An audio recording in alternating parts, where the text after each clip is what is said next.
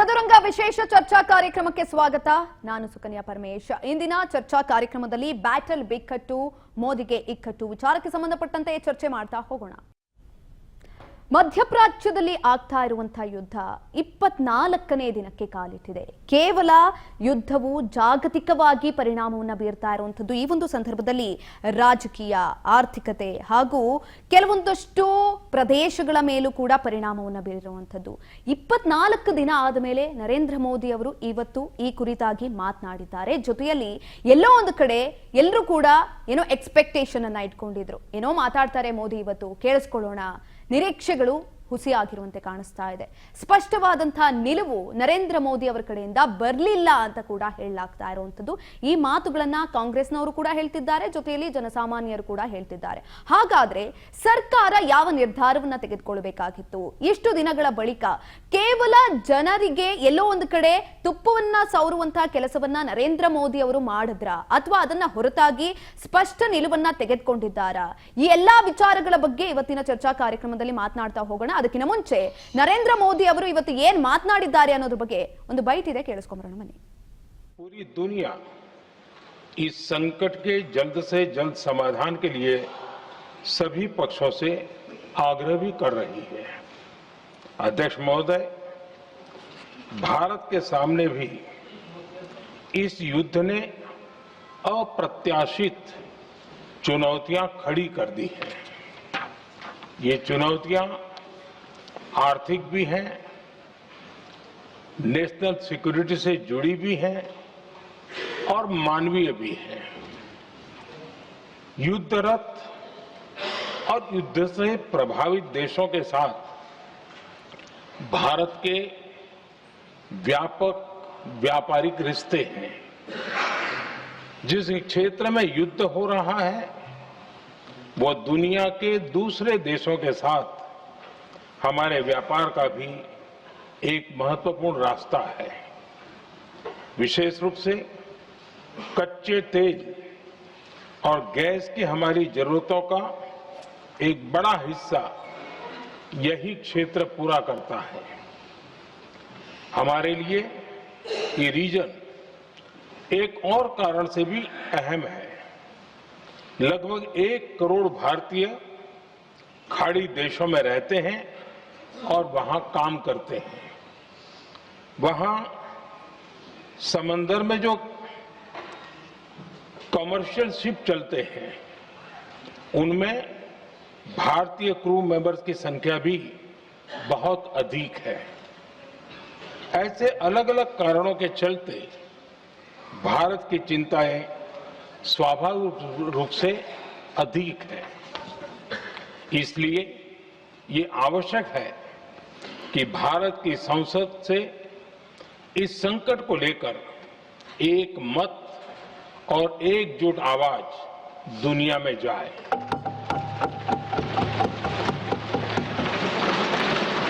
अध्यक्ष जी, जब से ये युद्ध शुरू हुआ है तब से ही प्रभावित देशों में हर भारतीय को जरूरी मदद दी जा रही है.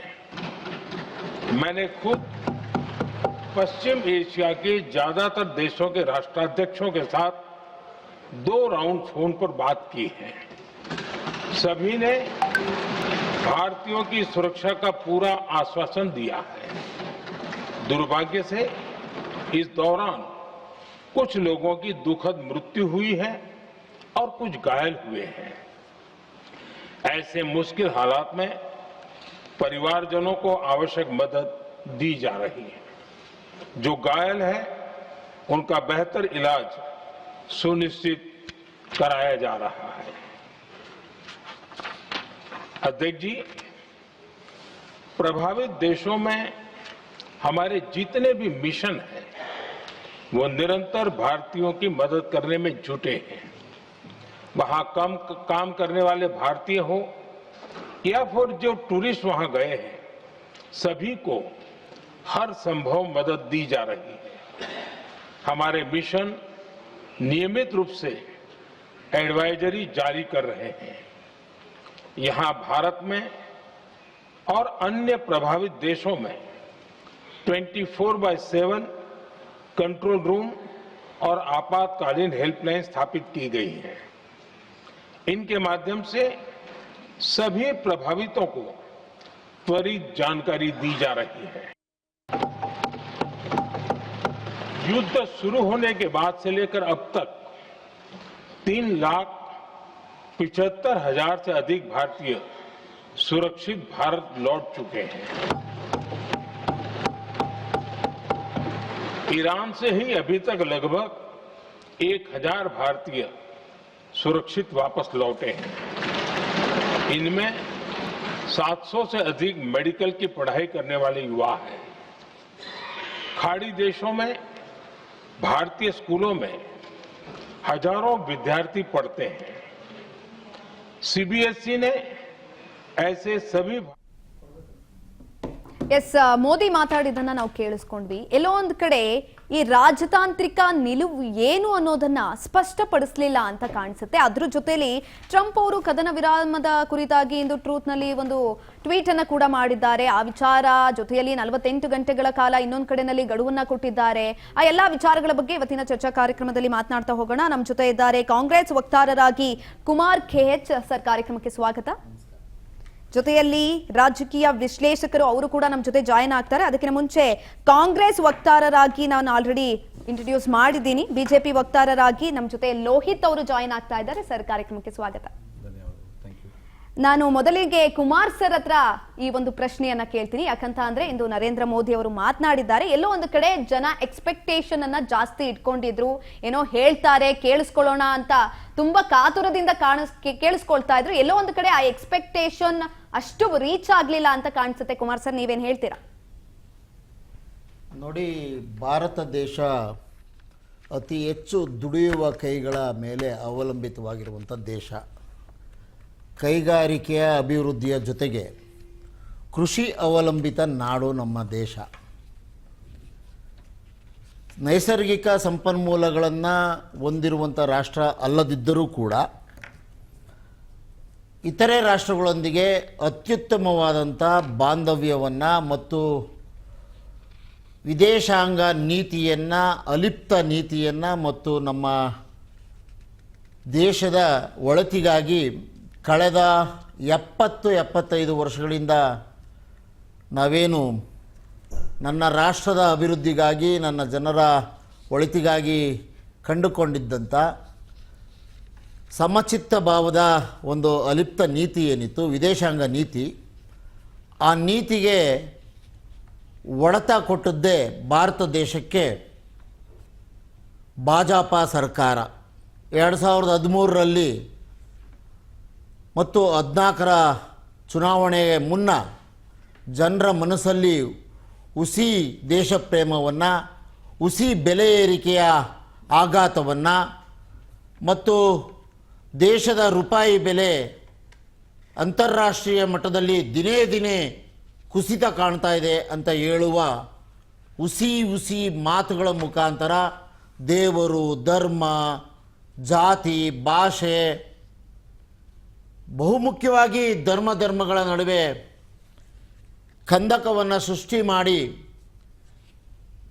ಅಲಿಪ್ತ ನೀತಿಯ ಜೊತೆಗೆ ಹೊರನಾಡಿನ ಜೊತೆಗೂ ಕೂಡ ಮತ್ತು ನಾಡಿನ ಒಳಗೆ ಕೂಡ ಜನರು ಸುಭಿಕ್ಷವಾಗಿ ಬದುಕಲಾರದಂಥ ಪರಿಸ್ಥಿತಿಯನ್ನು ತಂದಿಟ್ಟಂಥ BJP ಸರ್ಕಾರ ಕಳೆದ 1 ತಿಂಗಳಿಂದ ಪ್ರಾರಂಭ ಆದಂಥ ಸಂಸತ್ ಅಧಿವೇಶನದಲ್ಲಿ 2 ಪ್ರಮುಖ ವಿಚಾರಗಳು ಚರ್ಚೆಯಾದಂಥ ಸಂದರ್ಭದಲ್ಲಿ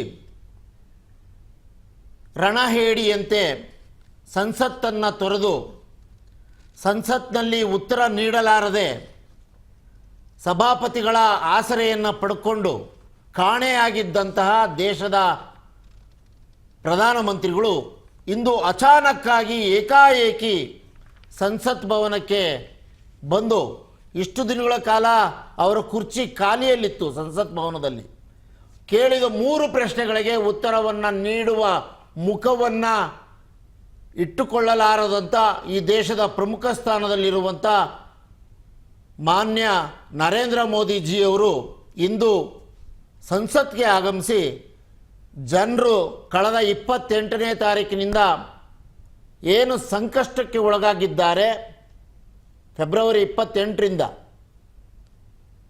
ಆ ಸಂಕಷ್ಟಕ್ಕೆ ಪರಿಹಾರವನ್ನು ಮತ್ತು ದೇಶವನ್ನು ಅಭಿವೃದ್ಧಿಯ ಕಡೆಗೆ ಮತ್ತು ಸಂಕಷ್ಟದಿಂದ ಪಾರು ಮಾಡುವ ಯಾವುದಾದ್ರು ವಿಚಾರಗಳನ್ನು ಸಂಸತ್ತಲ್ಲಿ ಪ್ರಕಟ ಮಾಡ್ತಾರೆ ಅಂತ 140 ಕೋಟಿ ಜನಸಂಖ್ಯೆ ಆತುರದಿಂದ ಕಾಯ್ತಾ ಇತ್ತು.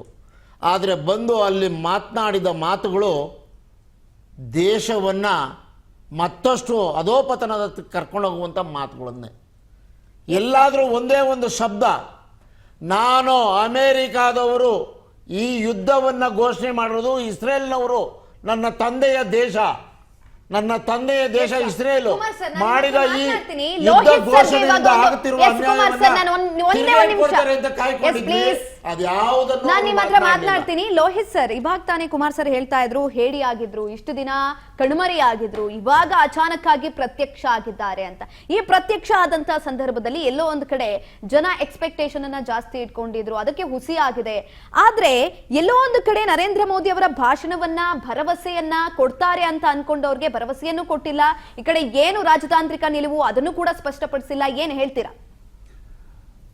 ಫಸ್ಟ್ ಆಫ್ ಆಲ್ ಏನು ಕಾಂಗ್ರೆಸ್ ವಕ್ತಾರರು ಏನು ಒಂದು ರೀತಿ ಅಸಂಬದ್ಧವಾದಂತಹ ವಿಚಾರ, ರಣ ಇಡಿ ಆ ಥರದ್ದೆಲ್ಲ ಒಂಥರ ರಾಜಕೀಯ ಭಾಷೆ ತುಚ್ಛವಾಗಿ ಮಾತಾಡ್ತಾರಲ್ಲ, ಗೌರವಾನ್ವಿತ ನಮ್ಮ ಪ್ರಧಾನಮಂತ್ರಿ ನರೇಂದ್ರ ಮೋದಿ ಅವ್ರ ಬಗ್ಗೆ, ಅದು ಆ ರೀತಿ ಮಾತುಗಳು, ಈ ರೀತಿ ಮಾತಾಡೇ ಇವತ್ತು ಕಾಂಗ್ರೆಸ್ ಅಧೋಗತಿಗೆ ಹೋಗಿರೋಂಥದ್ದು.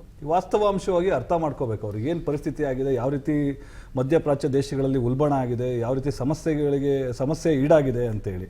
ಅಂಥ ಸಂದರ್ಭದಲ್ಲಿ ಇವತ್ತು ಅತ್ಯಂತ ಸುರಕ್ಷಿತವಾಗಿರೋಂಥದ್ದು ಭಾರತ ದೇಶನೇ. ನೋಡಿ, ಯಾಕಂದರೆ ಈಗ ಏನು ಅರ್ಮೋಸ್ ಜಲಸಂಧಿ ಇದೆಯಲ್ಲ, 5ನೇ ಒಂದು ಭಾಗ 20% ಆಫ್ ದ ಆಯಿಲ್ ಅಥವಾ ಟ್ರಾನ್ಸಾಕ್ಷನ್ಸ್ ಇಂಪೋರ್ಟ್ ಆಗೋಂಥದ್ದು ಆ ಭಾಗದಿಂದಾನೆ. ಇವತ್ತು ಗಲ್ಫ್ ರಾಷ್ಟ್ರ ಇವತ್ತು ಎಷ್ಟು ಒಂದು ಅಭಿವೃದ್ಧಿ ಕಂಡಿದ್ವು, ಆ ದೇಶಗಳೇ ಇವತ್ತು ಜೀವ ಮತ್ತು ಮರಣದ ವಿಚಾರವಾಗಿ ಇವತ್ತು ಸಂಘರ್ಷ ಎದುರಿಸ್ತಾ ಇದೆ. ಇವತ್ತು ಯಾವ ಪ್ರಾಣ ಉಳ್ಕೊಂಡ್ರೆ ಸಾಕು ಅನ್ನೋ ಒಂದು ಸಂಕಷ್ಟದ ಸ್ಥಿತಿನಲ್ಲಿ ಗಲ್ಫ್ ದೇಶಗಳು, ಸಾಕಷ್ಟು ದೇಶಗಳಿದೆ. ಅಂಥದ್ರಲ್ಲಿ ಇವತ್ತು ಪಾಕಿಸ್ತಾನ ಆಗಿರ್ಬೋದು, ಬಾಂಗ್ಲಾದೇಶ ಆಗಿರ್ಬೋದು, ಬೇರೆ ಇನ್ನು ಚೈನಾ, ಎಲ್ಲರಿಗೂ ಸಮಸ್ಯೆ ಆಗಿದೆ. ಆ ರೀತಿ ನಮ್ಮ ಭಾರತ ದೇಶನ ಗಮನ ಹರಿಸಿದ್ರೆ ಅಷ್ಟೊಂದೇನು ತೀವ್ರವಾದಂಥ ಸಮಸ್ಯೆ ಇಲ್ಲ. ವ್ಯತಿರಿಕ್ತ ಪರಿಣಾಮ ಆಗಿದೆ. ರಾಜ್ಯದಲ್ಲಿ ಜನ ಏನ್ ಸಂಕಷ್ಟವನ್ನ ಅನುಭವಿಸ್ತಾ ಇದ್ದಾರೆ, ಜೊತೆಯಲ್ಲಿ ಗ್ಯಾಸ್ ಸಮಸ್ಯೆ ಆಗಿದೆ, ಹೋಟೆಲ್ಗಳು ಕ್ಲೋಸ್ ಆಗಿದೆ, 1 ಕೋಟಿಗೂ ಸುಮಾರು ಖರ್ಚಾಗಿದೆ, ಲಾಸ್ ಆಗ್ತಾ ಇದೆ, ಅದ್ಯಾವುದು ಸಮಸ್ಯೆ ಅಲ್ಲ. ನೋಡಿ, ಆ ತೀವ್ರತೆ ಇದೆಯಲ್ಲ, ಅದನ್ನ ನಮ್ಮ ದೇಶದ ರಾಜತಾಂತ್ರಿಕ ಒಂದು ನಿಲುವು ಅಥವಾ ನಮ್ಮ ನೀತಿಗಳಿಂದ ಇದು ಅಷ್ಟೊಂದು ಸಂಕಷ್ಟಕ್ಕೆ ಈಡಾಗಿಲ್ಲ. ನೋಡಿ, ಇವತ್ತು ಮೇಡಮ್ ಸಮಸ್ಯೆ ಎದುರಾಗಿರೋಂಥದ್ದು ಯಾವ ತರ ಸಮಸ್ಯೆ ಇದು ನೋಡಿ. ಯುದ್ಧ ಅಂದ್ರೆ ಏನು, ಅದೊಂದು ಕ್ರಿಕೆಟ್ ಮ್ಯಾಚ್ ಅದು.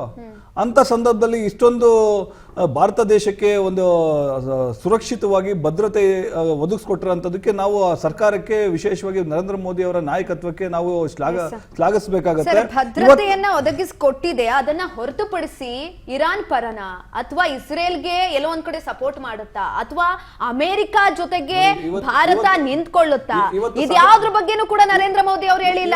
ಸದನದಲ್ಲಿ ನೋಡಿ, ಬಹಿರಂಗವಾಗಿ ಚರ್ಚೆ ಮಾಡೋದಕ್ಕಾಗಲ್ಲ. ಸದನದಲ್ಲಿ ಎರಡು ಬಾರಿ ಮಧ್ಯಪ್ರಾಚ್ಯ ದೇಶಗಳ ಎಲ್ಲ ಅಧ್ಯಕ್ಷರ ಜೊತೆ 2 ಬಾರಿ ನಾನು ಚರ್ಚೆ ಮಾಡಿದ್ದೀನಿ, ಇದನ್ನ ಅವಲೋಕನ ಮಾಡಿದ್ದೀನಿ, ವಿಮರ್ಶೆ ಮಾಡಿದ್ದೀನಿ ಅಂತ ಹೇಳಿ ಮಾನ್ಯ ಪ್ರಧಾನಮಂತ್ರಿಗಳು ಇವತ್ತು ಹೇಳಿಕೆ ಕೊಟ್ಟಿದ್ದಾರೆ. ಆ ನಿಟ್ಟಿನಲ್ಲಿ ಇವತ್ತಿನ ಪರಿಸ್ಥಿತಿನ ಯಾವ ರೀತಿ ಅದನ್ನ ನಾವು ಪರಿಹಾರ ಕಂಡ್ಕೋಬೇಕು ಅನ್ನೋ ನಿಟ್ಟಿನಲ್ಲೂ ಸಹ ಸಾಕಷ್ಟು ನಮ್ಮ ಸರ್ಕಾರ ಯಾವ ರೀತಿ ಒಂದು ಇದು ಹೆಜ್ಜೆ ಇಟ್ಟಿದೆ ಅನ್ನೋದನ್ನು ಸಹ ಅವರು ಮಾಹಿತಿ ಕೊಟ್ಟಿದ್ದಾರೆ. ಇವತ್ತು ಎಷ್ಟು ಜನ ಅಲ್ಲಿ ಇಡೀ ಮಧ್ಯಪ್ರಾಚ್ಯ ಏಷ್ಯಾದ ಏನೋ 3.5 ಲಕ್ಷ ಜನರನ್ನ ನಾವು ವಾಪಸ್ ಕರೆ ತಂದಿದ್ದೀವಿ. ಇರಾನಿಂದಾನೇ 1,000 ಜನ ನಾವು ಕರೆ ತಂದಿದ್ದೀವಿ. ಅದರಲ್ಲಿ 700 ಜನ ವೈದ್ಯಕೀಯ ವಿದ್ಯಾರ್ಥಿಗಳಾಗಿದ್ರು. ಯಾರು ಅಲ್ಲಿ ಸಿಗಾಕೊಂಡಿದ್ದಾರೆ ಅಂದ್ರೆ ಅವ್ರನ್ನ ವಾಪಸ್ ಕರೆಸಬೇಕಾಗುತ್ತೆ, ಸುರಕ್ಷಿತವಾಗಿ ಕರ್ಕೊಂಡ್ ಬರ್ಬೇಕಾಗುತ್ತೆ. ನಾನು ನಿಮ್ಮ ಹತ್ರ ಮಾತನಾಡ್ತೀನಿ. ಕುಮಾರ್ ಸರ್ ಹತ್ರ ನನ್ನ ಪ್ರಶ್ನೆ ಕೇಳೋದಾದ್ರೆ, ಸರ್, ಎಲ್ಲೋ ಒಂದು ಕಡೆ ಶಾಂತಿ ಮಾತುಗಳಿಗೆ ಅಷ್ಟೇ ಸೀಮಿತ ಆಗ್ತಾ ಇದೆ, ಅದನ್ನ ಹೊರತುಪಡಿಸಿ ಬೇರೆ ಯಾವ ನಿಲುವನ್ನ ಕೂಡ ತೆಗೆದುಕೊಳ್ತಾ ಇಲ್ಲ ಅಂತ ಅನ್ಸುತ್ತೆ. ಏನ್ ಹೇಳ್ತೀರಾ? ನೋಡಿ, ಇವರು ಒಂದು ಪ್ರಶ್ನೆಯನ್ನು ಎತ್ತಿದ್ರು, ನಮ್ಮ ರಾಜತಾಂತ್ರಿಕ ಯಾವುದೇ ದೋಷ ಇಲ್ಲ ಅಂತ. ದೋಷ ಇಲ್ಲ ಅಂತಂದ್ರೆ ವಿಫಲ ಆಗಿರೋದು ಯಾಕೆ ನೀವು? ಹಾಗಿದ್ರೆ ಒಂದು ನಿಮಿಷ ಸರ್, ಒಂದು ನಿಮಿಷ ಮಾತಾಡೋಣ. ನೀವು ಮಾತಾಡಿ, ನಾನು ಮಾತಾಡೋತೀನಿ, ನೀವು ಗುರ್ತಾಕೊಳ್ಳಿ, ಮಾತಾಡಿ. ಹಾಗಿದ್ರೆ ಯುದ್ಧಕ್ಕೆ 4 ದಿನ ಮುಂಚಿತವಾಗಿ ಇಸ್ರೇಲ್ ಅಧ್ಯಕ್ಷರನ್ನ ಯಾಕೆ ಹೋಗಿ ತಪ್ಕೊಂಡಿದ್ರು? ದೇಶಕ್ಕೂ ಹೇಳೋಗಿದ್ರ ಅವರು? ನನ್ನ ಸಂಸತ್ತಲ್ಲಿ ಆ ವಿಚಾರ ಚರ್ಚೆ ಮಾಡಿದ್ರ? ನನ್ನ ವಿದೇಶಾಂಗ ನೀತಿ, ರಾಜತಾಂತ್ರಿಕ ನೀತಿ ಈ ನಿಟ್ಟಿನಲ್ಲಿದೆ. ನಾನು ಇಸ್ರೇಲ್ಗೆ ಹೋಗಿ ಭೇಟಿ ಆಗ್ತಾ ಇದ್ದೇನೆ, ಅವ್ರ ಜೊತೆ ಈ ಕಾರಣಕ್ಕೋಸ್ಕರ ನಾನು ಸಂಬಂಧ ಬೆಳೆಸ್ತಾ ಇದ್ದೇನೆ ಅಂತ ಎಲ್ಲಾದರೂ ಹೇಳ್ಬಿಟ್ಟು ಹೋದ್ರ? ಆಯಿತು, ಇಸ್ರೇಲ್ನ ತಪ್ಪಿಕೊಂಡಿದ್ದ ಪರಿಣಾಮವಾಗಿ ಭಾರತಕ್ಕೆ ತೈಲ ಕೊರತೆ ಪ್ರಾರಂಭ ಆಯಿತು. ಅವರು ತಪ್ಪಿಕೊಂಡು 4 ದಿನಕ್ಕೆ ಯುದ್ಧ ಆಗುತ್ತೆ, ಯುದ್ಧ ಪ್ರಾರಂಭ ಆಗುತ್ತೆ. ನಮಗೆ ಕಚ್ಚಾ ತೈಲ ತಲುಪಿಸ್ತಾ ಇದ್ದಂಥ ಬಹಳ ಪ್ರಮುಖ ರಾಷ್ಟ್ರ, ರೂಪಾಯಿ ಬೆಲೆಯಲ್ಲಿ ಕಳಿಸ್ತಾ ಇದ್ದಂಥ ಪ್ರಮುಖ ರಾಷ್ಟ್ರ ಯುದ್ಧದ ಪರಿಣಾಮ ಎದುರಿಸಬೇಕಾಗುತ್ತೆ. ಅದಾದ ನಂತರ ನನ್ನ ದೇಶದಲ್ಲಿ ಯುದ್ಧ ನೌಕೆ ಒಂದು ಯುದ್ಧ ತರಬೇತಿಯನ್ನು ಪಡ್ಕೊಂಡು ವಾಪಸ್ ಹೋಗುವ ಸಮಯದಲ್ಲಿ ನನ್ನ ದೇಶದ ಸಮುದ್ರದಲ್ಲಿ ಅಮೆರಿಕ ದೇಶ ಬಂದು ಯುದ್ಧ ಹಡಗನ್ನು ಹೊಡೆದಾಕತ್ತೆ. ಒಂದು ಭಾಷೆ, ಒಂದು ಶಬ್ದ ನೀವು ಮಾತನಾಡೋದಿಲ್ಲ. ಸಂಸತ್ತಲ್ಲಿ ಹರ್ದೀಪ್ ಸಿಂಗ್ ಪೂರಿ ಅವರು ಇಸ್ರೇಲ್ಗೆ ನೀವು ಹೋಗಿ ಯಾಕೆ ಭೇಟಿಯಾಗಿ ತಪ್ಕೊಂಡ್ರಿ ಅಂತ ಕೇಳಿದ್ರೆ ಉತ್ತರ ಇಲ್ಲ. ಅಲ್ಲಿ ಡ್ಯಾನ್ಸ್ ಯಾಕೆ ಆಡಿಸಿದ್ರಿ, ಒಳ್ಳೆ ಆಕ್ಟರ್ ಇವರು ಅಂತ ಅಮೆರಿಕದವರು ಸಿಕ್ಕಿದೆ ಅಲ್ಲ. ಸಂಸತ್ನ ಸದಸ್ಯರುಗಳು ಹೊರಗಡೆ ಬಂದು ಪ್ರೆಸ್ ಮೀಟ್ ಮಾಡಿ ಹೇಳಿದ್ರು, ಒಂದು ಉತ್ತರ ಇಲ್ಲ ಇವತ್ತವರೆಗೂ. ಸಂಸತ್ತಲ್ಲಿ ಅದಕ್ಕೂ ಉತ್ತರ ಕೊಡ್ಲಿಲ್ಲ. ನಾನು ನಿಮ್ಮ ಹತ್ರ ಮಾತನಾಡ್ತೀನಿ. ಆಕ್ಚುಲಿ ಇವಾಗ ಕುಮಾರ್ ಸರ್ ಹೇಳ್ತಾ ಇದ್ದಾರೆ ಇಸ್ರೇಲ್ ಪ್ರಧಾನಿಯನ್ನ ತಪ್ಕೊಂಡಿದ್ದೆ ತಪ್ಪು, ಹಾಗಾಗಿ ಯುದ್ಧ ಆಗೋದಕ್ಕೆ ಕಾರಣ ನರೇಂದ್ರ ಮೋದಿ ಅವರು ಇಸ್ರೇಲ್ ಪ್ರಧಾನಿಯನ್ನ ತಪ್ಕೊಂಡಿದ್ದು ಅಂತ.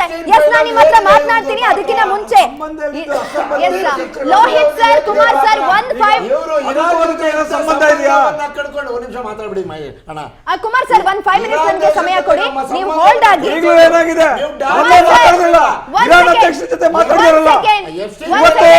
ಇವತ್ತು ಮಾತಾಡಿದ ಪರಿಣಾಮವಾಗಿ ಇವತ್ತು ಭಾರತಕ್ಕೆ ಬರ್ತಾ ಇದೆ. ಮಂಗಳೂರಿಗೆ 2 ಹಡಗು ಬಂದಿದೆ.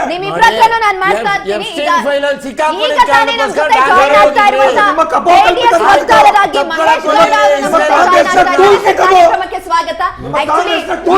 ಮಾತನಾಡ್ತಾ ಇರುವಂತಹ ಬರದಲ್ಲಿ ಅವ್ರ ಹೆಸರು ಏನು ಅಂತ ಜನಸಾಮಾನ್ಯರಿಗೆ ತಿಳಿದಿಲ್ಲ ಅಂತ ಕಾಣಿಸುತ್ತೆ. ಹಾಗಾಗಿ ಮತ್ತೆ ನಾನು ಹೇಳ್ತೀನಿ, ಅವ್ರ ಹೆಸರು ಮಹೇಶ್ ಗೌಡ ಅಂತ, ಜೆಡಿಎಸ್ ವಕ್ತಾರರಾಗಿ ಇದೀಗ ನಮ್ಮ ಜೊತೆ ಜಾಯ್ನ್ ಆಗ್ತಾ ಇದ್ದಾರೆ. ಸರ್, ಇವತ್ತು ನರೇಂದ್ರ ಮೋದಿ ಅವರು ಮಾತನಾಡಿದ್ದಾರೆ. ಇಷ್ಟು ದಿನಗಳ ಬಳಿಕ ಎಲ್ಲೋ ಒಂದ್ ಕಡೆ ಯುದ್ಧದ ಕುರಿತಾಗಿ ಅವ್ರು ಏನ್ ಮಾಡಿದ್ರು, ಏನೆಲ್ಲ ಆಗ್ಬೇಕಾಗಿತ್ತು, ಜೊತೆಯಲ್ಲಿ ಅವ್ರು ಏನ್ ತಗೊಂಡ್ರು ಕ್ರಮಗಳನ್ನ, ಆ ಕುರಿತಾಗಿ ಮಾತನಾಡಿದ್ದಾರೆ. ಏನ್ ಹೇಳ್ತೀರಾ ಸರ್ ಮೊದಲನೇದಾಗಿ?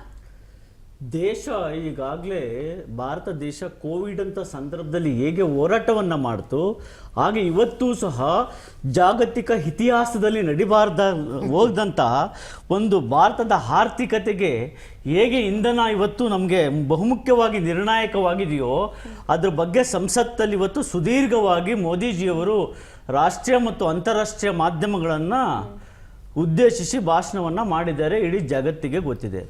ಇವತ್ತು ಏನು ಹೊರ್ಮುಜ್ ಜಲಸಂಧಿಯಲ್ಲಿ ನಡೀತಾ ಇರ್ತಕ್ಕಂತಹ ಒಂದು ಇಂಧನದ ನಿಕ್ಷೇಪಗಳ ಬಗ್ಗೆ ಆಗಿರಲಿ ಅಥವಾ 2 ರಾಷ್ಟ್ರಗಳ ಉದ್ವಿಗ್ನತೆಯ ಬಗ್ಗೆ ಆಗಿರಲಿ, ಇವತ್ತು ನಾಟ್ ಇವನ್ ಟಿಲ್ ಟುಡೇ ಭಾರತಕ್ಕೆ ಒಂದಕ್ಕೆ ಅಲ್ಲ, ಇಡೀ ಪ್ರಪಂಚದ ಸುಮಾರು 80ರಷ್ಟು ದೇಶಗಳು ಇವತ್ತು ಆ ಯುದ್ಧದಿಂದ ನಡುಕವನ್ನ ಶುರುವಾಗಿರೋದಂತೂ ಸತ್ಯ.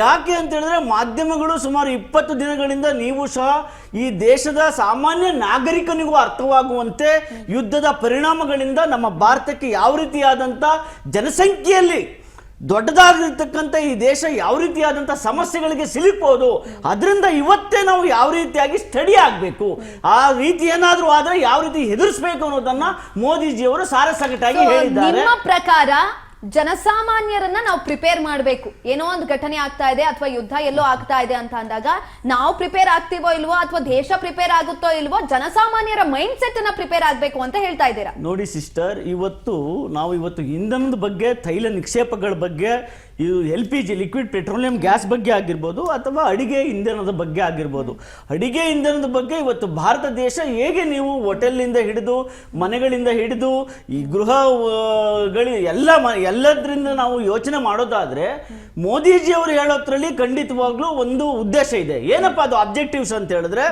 ಇವತ್ತು ನಾವು ಏನು ಇವತ್ತು ಯೂಸ್ ಮಾಡ್ತಾ ಇದೀವಿ ಪೆಟ್ರೋಲಿಯಂ ಅನ್ನ ಮಿತವಾಗಿ ಬಳಸಿ. ಉದಾಹರಣೆಗೆ ಇವತ್ತು ಭಾರತದಲ್ಲಿ 103 ರೂಪಾಯಿ ಪೆಟ್ರೋಲ್ ಇದೆ. ನೀವು ಭಾರತ ಅಕ್ಕಪಕ್ಕದಲ್ಲಿರುವ ಯಾವುದೇ ದೇಶಕ್ಕೆ ಹೋಗಿ ಸಿಸ್ಟರ್, ಪಾಕಿಸ್ತಾನಕ್ಕೆ ಹೋಗಿ 324 ರೂಪಾಯಿ 25 ಪೈಸೆ ಇದೆ, 335 ರೂಪಾಯಿ ಡೀಸೆಲ್ ಇದೆ. ಆಗಿದೆ. ಅದಕ್ಕೆ ಇವತ್ತು ನೋಡಿ, ಇಷ್ಟೆಲ್ಲ ಇದ್ರೂ ಸಹ ಇವತ್ತು ಭಾರತದಲ್ಲಿ ಯಾವುದೇ ರೀತಿಯಾದಂತಹ ಏರಿಳಿತ ಆಗ್ಲಿ ಅಥವಾ ಯಾವುದೂ ಆಗಿಲ್ಲ. ಎಲ್ಲಿ ರೇಟ್ ಬಗ್ಗೆ ಯಥಾಸ್ಥಿತಿಯನ್ನ ಕಾಪಾಡೋದಿಕ್ಕೆ, ನಮ್ಮ ಆರ್ಥಿಕತೆ ಹೇಗೆ ಅಲ್ಲೋಲ ಕಲ್ಲೋಲ ಆಗುತ್ತೆ ಅನ್ನೋದಕ್ಕೆ ಇವತ್ತು 41 ದೇಶಗಳನ್ನ ನಾವು ಸುಮೇಶ್ ಅವರೇ, ಏಪ್ರಿಲ್ 2025ರಲ್ಲಿ LPG ಸಿಲಿಂಡರ್ ಬೆಲೆಯನ್ನ 50 ರೂಪಾಯಿಗೆ ಹೆಚ್ಚಿಸುತ್ತೆ. ಅದಾದ್ಮೇಲೆ ಜನರಿಗೆ ಗಾಯದ ಮೇಲೆ ಬರೆಯನ್ನ ಎಳೆಯುತ್ತೆ. ಅದಾದ್ಮೇಲೆ ಮತ್ತೆ ಮತ್ತೆ ಮತ್ತೆ ಮತ್ತೆ ಜಾಸ್ತಿ ಮಾಡ್ತಾ ಫೆಬ್ರವರಿಯಲ್ಲಿ ಯುದ್ಧ ಘೋಷಣೆ ಆದ ತಕ್ಷಣ 49 ರೂಪಾಯಿ ಮನೆ ಬಳಕೆ, ವಾಣಿಜ್ಯ ಬಳಕೆಗೆ 111 ರೂಪಾಯಿ, ಮನೆ ಬಳಕೆಗೆ 49 ರೂಪಾಯಿ, ಒಟ್ಟು 915 ರೂಪಾಯಿ ಮನೆ ಬಳಕೆ ಸಿಲಿಂಡರ್, 2000 ಚಿಲ್ಲರೆ ವಾಣಿಜ್ಯ ಬಳಕೆ. ಆಯ್ತು ಸೌಮ್ಯ, ನಾನೊಂದು ಪ್ರಶ್ನೆ. ಇವರಿಷ್ಟೆಲ್ಲ ಹೇಳಿದ್ರು ಕೋವಿಡ್ ಅಲ್ಲಿ ಏನೂ ಆಗ್ಲೇ ಇಲ್ಲ, 40 ಲಕ್ಷ ಜನ ಸತ್ತೋದ್ರಿ ಇವರು ಅವಿವೇಕಿತನದಿಂದ. ತಟ್ಟೆ ಬಡಿರಿ, ಗಂಟೆ ಬಾರಿಸ್ರಿ, ದೀಪ ಹಚ್ಚ್ರಿ, ಅವಿವೇಕಿತನ. ಕೋರ್ಟ್ ಹೇಳ್ತು. ಒಂದು ನಿಮಿಷ ಸರ್, ಮಧ್ಯದಲ್ಲಿ ಮಾತಾಡೋದು ಬೇಡ ಸರ್. ನಿಮ್ಮ ಅಭಿಪ್ರಾಯನ ಬರ್ಕೊಳ್ಳಿ, ಹೇಳಿ. ನಾನು ಕೇಳ್ತಿರೋ ಪ್ರಶ್ನೆ ತಪ್ಪಿದೆ ಅಂದ್ರೆ ಬರ್ಕೊಳ್ಳಿ, ಹೇಳಿ, ಆಯ್ತಾ? ಒಂದು ನಿಮಿಷ.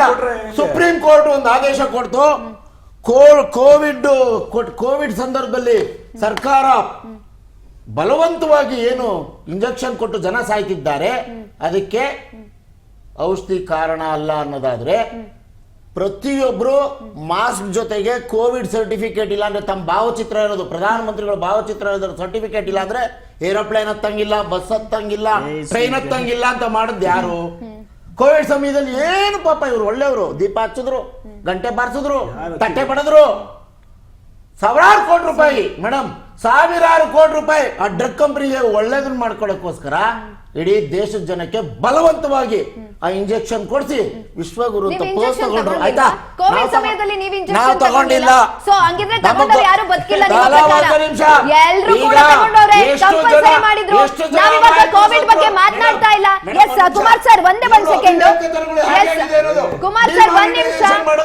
ಒಂದ್ ನಿಮಿಷ ಮಾಡಿದ್ರು.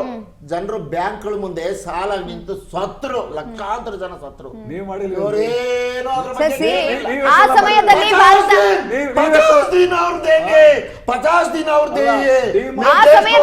ಭಾರತ ಯಾವ ನಿಲುವನ್ನ ತೆಗೆದುಕೊಳ್ಬೇಕು ಆ ನಿಲುವನ್ನ ತೆಗೆದುಕೊಂಡಿದೆ. ಅದನ್ನ ಹೊರತು ಕುಮಾರ್ ಸರ್ 5 ಮಿನಿಟ್ಸ್ ನನ್ಗೂ ಅವಕಾಶ ಕೊಡಿ. 5 ಮಿನಿಟ್ಸ್ ಕುಮಾರ್ ಸರ್. ಎಸ್, ನೀವ್ ಆಗ್ಲೇ ಹೇಳ್ತಾ ಇದ್ರಿ ಇಸ್ರೇಲ್ ಪ್ರಧಾನಿಯನ್ನ ತಪ್ಕೊಂಡಿದ್ದಕ್ಕೆ ಯುದ್ಧ ಆಯ್ತು ಅಂತ. ಎಲ್ಲೋ ಒಂದು ಕಡೆ ಬಿಜೆಪಿ ಹೇಳ್ತಾ ಇದೆ ಸ್ಟ್ರಾಟಜಿ ಫೇಲ್ ಆಯ್ತು ಅಂತ. 1 ಸೆಕೆಂಡ್ ಸರ್, ನಾನು ನಿಮ್ಗೆ ಸಮಯ ಕೊಡ್ತಿದ್ದೀನಿ. ಸ್ಟ್ರಾಟಜಿ ಫೇಲ್ ಆಯ್ತು ಅಂತ ಬಿಜೆಪಿ ಹೇಳ್ತಾ ಇದೆ. ಇನ್ನೊಂದ್ ಕಡೆನಲ್ಲಿ ಸ್ಟ್ರಾಟಜಿನೇ ಇಲ್ಲ ಅಂತ ಕೂಡ ಹೇಳಲಾಗ್ತಾ ಇರೋದು. ಏನ್ ಹೇಳ್ತೀರಾ ರೋಹಿತ್ ಸರ್? ಎಸ್ ಸರ್, ನಾನು ಕೊಡ್ತೀನಿ. 1 ಸೆಕೆಂಡ್ ಸರ್. ಕುಮಾರ್ ಸರ್ 1 ನಿಮಿಷ ಉತ್ತರ ಕೊಟ್ಬಿಡಿ. 1 ನಿಮಿಷ, ಒಂದೇ ಒಂದು ಪಾಯಿಂಟ್ ಹೇಳ್ಬಿಡ್ತೀನಿ ಮೇಡಮ್. 2019ರಿಂದ 12% ಕಡಿಮೆ ಬೆಲೆಯಲ್ಲಿ ಇರಾನ್ ನಮ್ಗೆ ಕಚ್ಚಾ ತೈಲ ಕೊಡ್ತಾ ಇತ್ತು, ಫ್ರೀಯಾಗಿ ಕೊಡ್ತಾ ಇತ್ತು. ಅವರು ಫ್ರೀ ಟ್ರಾನ್ಸ್ಪೋರ್ಟೇಷನ್ ನಮ್ಮ ದೇಶಕ್ಕೆ, ಏನು ಕಚ್ಚಾ ತೈಲ. ಆಮೇಲೆ ಇನ್ಶೂರೆನ್ಸ್ ಇರ್ಲಿಲ್ಲ. ಏನು ಹರ್ಮುಜ್ ಜಲಸಂಧಿ ಮುಖಾಂತರ ಭಾರತ ದೇಶಕ್ಕೆ ಬರ್ತಿತ್ತು. 60 ದಿನ ಕ್ರೆಡಿಟ್ ಕೊಡ್ತಾ ಇತ್ತು. ನಮ್ಗೆ ಏನ್ ಕೊಡುತ್ತೆ ಕಚ್ಚಾ ತೈಲ, 60 ದಿನ ಕ್ರೆಡಿಟ್ ಕೊಡ್ತಿತ್ತು. ಕಚ್ಚಾ ತೈಲ ತೆಗೆದುಕೊಂಡೋಗಿ ಅದನ್ನ ಏನ್ ನೀವು ರಿಫೈನ್ ಮಾಡಿಕೊಂಡು ಬೇರೆ ಬೇರೆ ಅನಿಲಗಳನ್ನ ಮಾಡಿಕೊಂಡು ಮಾರಿ ಬಂದ ಮೇಲೆ ಆ ದುಡ್ಡನ್ನ ನನಗೆ ದುಡ್ಡು ರೂಪದಲ್ಲಿ ಕೊಡಬೇಡಿ ಅಂದ್ರೆ, ಡಾಲರ್ ರೂಪದಲ್ಲೆಲ್ಲ ಅವ್ರು ತಗೋತಾ ಇದ್ದ ದುಡ್ಡು ರೂಪಾಯಿ ಲೆಕ್ಕದಲ್ಲಿ 12% ಕಡಿಮೆ ಬೆಲೆಯಲ್ಲಿ. ಮೇಡಮ್, ಆ ಹಣಕ್ಕೆ ಬದಲಿಯಾಗಿ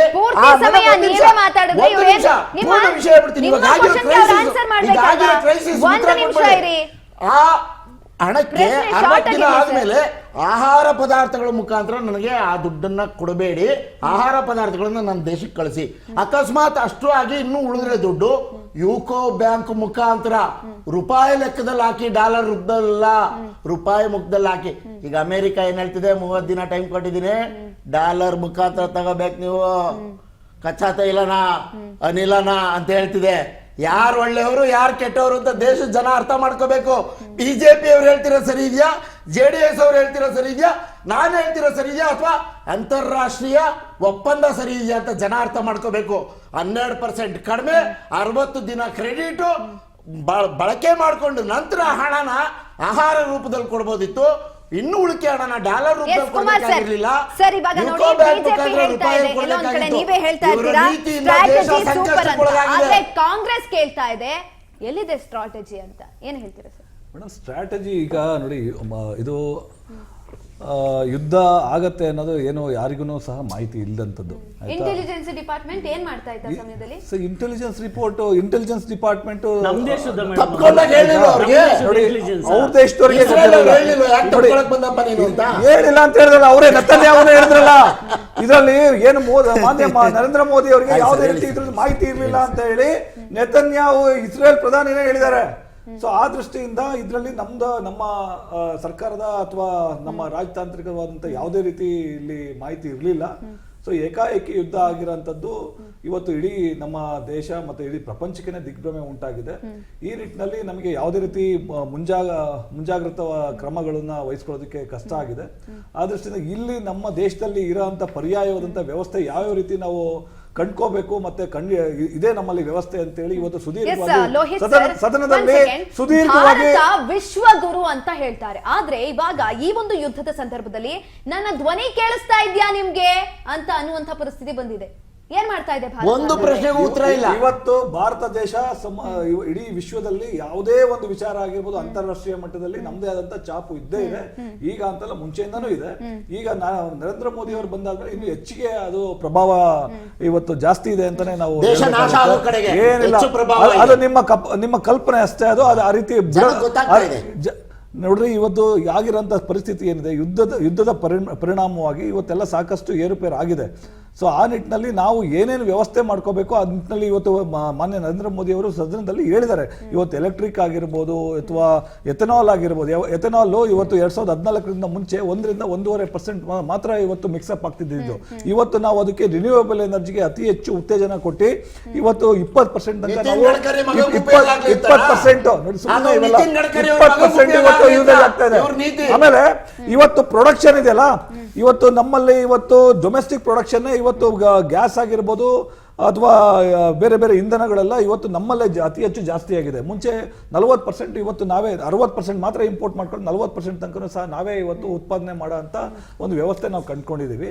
ಈ ನಿಟ್ಟಿನಲ್ಲಿ ಇವತ್ತು ಎಲೆಕ್ಟ್ರಿಕ್ ವೆಹಿಕಲ್ ಆಗಿರ್ಬೋದು ಅಥವಾ ಇವತ್ತು ಹೇಳಿದ್ರು ಇವತ್ತು ಟ್ರೈನ್ ಏನು ರೈಲ್ವೆನಲ್ಲಿ ಅತಿ ಹೆಚ್ಚು ಇವತ್ತು ಮುಂಚೆ ಡೀಸೆಲ್ಲು 4.5 ಲಕ್ಷ ಕೋಟಿ ಟನ್ನಷ್ಟು ಇಂಧನ ಉಪಯೋಗ ಆಗ್ತಿತ್ತು. ಇವತ್ತು ಅದು ಕಡಿಮೆ ಆಗಿದೆ. ಇವತ್ತು ಎಲೆಕ್ಟ್ರಿಫೈ ಮಾಡಿದ್ದೀವಿ. ಇವತ್ತು ರೈಲ್ವೆ ಟ್ರಾನ್ಸ್ಪೋರ್ಟೇಷನ್ ಆಗಿರ್ಬೋದು. ಇವತ್ತು 2,500 ಕಿಲೋಮೀಟರ್ ಇವತ್ತು ಮೆಟ್ರೋ ಯೂಸೇಜ್ ಆಗ್ತದೆ ದೇಶದಲ್ಲಿ. ಈ ರೀತಿ ಸಾಕಷ್ಟು ವಿಚಾರಗಳು, ಮಾಹಿತಿಗಳು ಇವತ್ತು ಸದನದಲ್ಲಿ ಮಾನ್ಯ ಪ್ರಧಾನಮಂತ್ರಿಗಳು ಹೇಳಿದ್ದಾರೆ. ಆ ನಿಟ್ಟಿನಲ್ಲಿ ಇವತ್ತು ದೇಶ ಬಲಿಷ್ಠವಾಗಿ ಈ ರೀತಿ ಯೋಜನೆಗಳು, ಈ ರೀತಿ ನೀತಿಗಳು ಅಳವಡಿಸ್ಕೊಳ್ಳೋ ಅಂತದ್ದು ದಿನಗಳು ಇವತ್ತು ಸರ್ಕಾರದಲ್ಲಿ. ಸರ್, ನಾನು ನಿಮ್ಮ ಹತ್ರ ಮಾತನಾಡ್ತೀನಿ. ಮಹೇಶ್ ಗೌಡ ಅವ್ರಿಗೆ ಒಂದು ಪ್ರಶ್ನೆ ಕೇಳ್ತೀನಿ ನಾನು. ಸರ್, ಎಲ್ಲೋ ಒಂದ್ ಕಡೆ ನ್ಯೂಟ್ರಲ್ ಸ್ಟ್ಯಾಂಡ್ ಅಂತ ಹೇಳ್ತೀರಾ ಅಥವಾ ನಿಲ್ಲುವ ಧೈರ್ಯ ಇಲ್ಲ ಅಂತ ಹೇಳ್ತೀರಾ?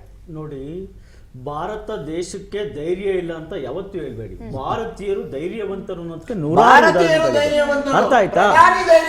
ಅಲ್ಲ, ಪ್ರಧಾನಮಂತ್ರಿ ಪಾಕಿಸ್ತಾನದಿಂದ ಬಂದಿಲ್ಲ, ಕೂತ್ಕೊಂಡ್ರೆ ಆಯ್ತು ಸುಮ್ಮನೆ. ನೋಡಿ, ಫಸ್ಟ್ ಆಫ್ ಆಲ್ ಸಿಸ್ಟರ್ ಒಂದು ಮಾತು ಹೇಳ್ತೀನಿ ಕೇಳಿ. ಇಲ್ಲಿ ಕೂತ್ಕೊಂಡು ಬಾಯಿ ಹರ್ಕೊಂಡ್ರೆ ಅಲ್ಲಿ ಏನೂ ಆಗೋದಿಲ್ಲ. ಭಾರತದ ಒಂದು ದೇಶದ ವಿದೇಶಾಂಗ ನೀತಿ ಹೇಗಿದೆ ಅಂತ ಹೇಳ್ಬಿಟ್ಟು ಇಡೀ ಪ್ರಪಂಚಕ್ಕೆ ಗೊತ್ತಿದೆ. ವಿದೇಶಾಂಗ ನೀತಿ ಸುಮಾರು 20 ದಿನಗಳಿಂದ ಭಾರತದ ಹೇಗಿದೆ ಅಂತ ನೋಡಿ. 41 ದೇಶಗಳಿಂದ ಇವತ್ತು ಭಾರತ ತೈಲವನ್ನ ಆಮದು ಮಾಡ್ಕೊಳ್ತಾ ಇರೋದು. ಕೇವಲ ಒಂದೇ ಇರಾನ್ ದೇಶದಿಂದ ಅಲ್ಲ, 41 ದೇಶಗಳಿಂದ ತೈಲ ಪೂರೈಕೆಯನ್ನ ಭಾರತ ಮಾಡ್ಕೊಳ್ತಾ ಇದೆ. ಭಾರತವೂ ಸಹ ಸುಮಾರು ಎಷ್ಟು metric ton? 53 lakh metric ton ಖನಿಜಾಂಶಗಳನ್ನ, ನಿಕ್ಷೇಪಗಳನ್ನ ಹೊಂದಿರುವಂತ ಭಾರತ ದೇಶ. ಇದು ಯಾವುದಕ್ಕೂ ಕಡಿಮೆ ಏನಿಲ್ಲ.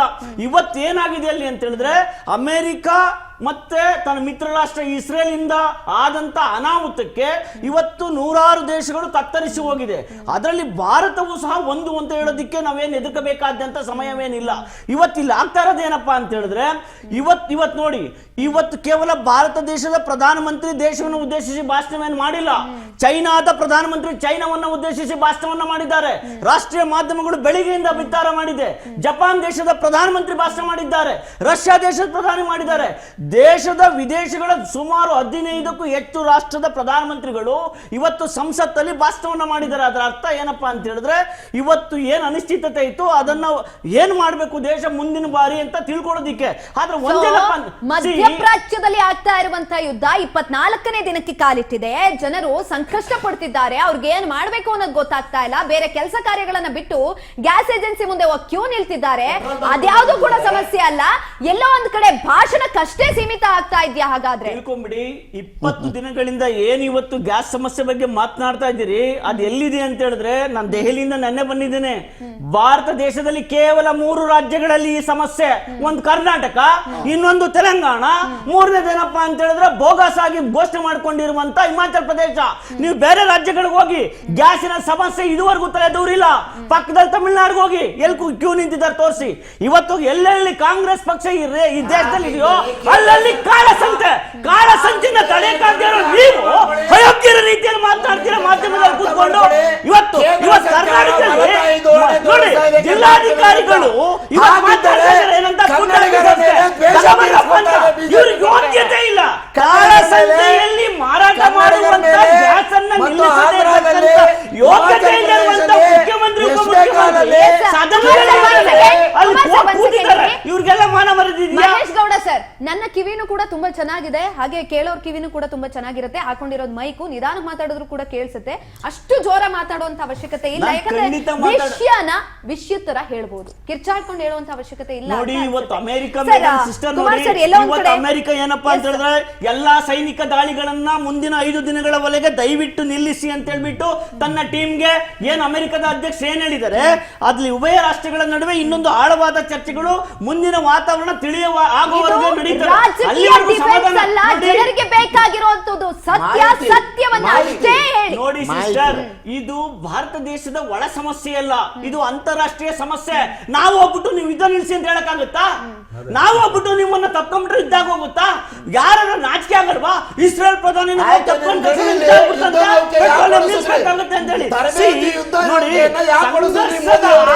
ಯಾರು ಶಾಂತಿಯುತವಾಗಿ ಬದುಕೋದಿಕ್ಕೆ ಸಾಧ್ಯವಿಲ್ಲ.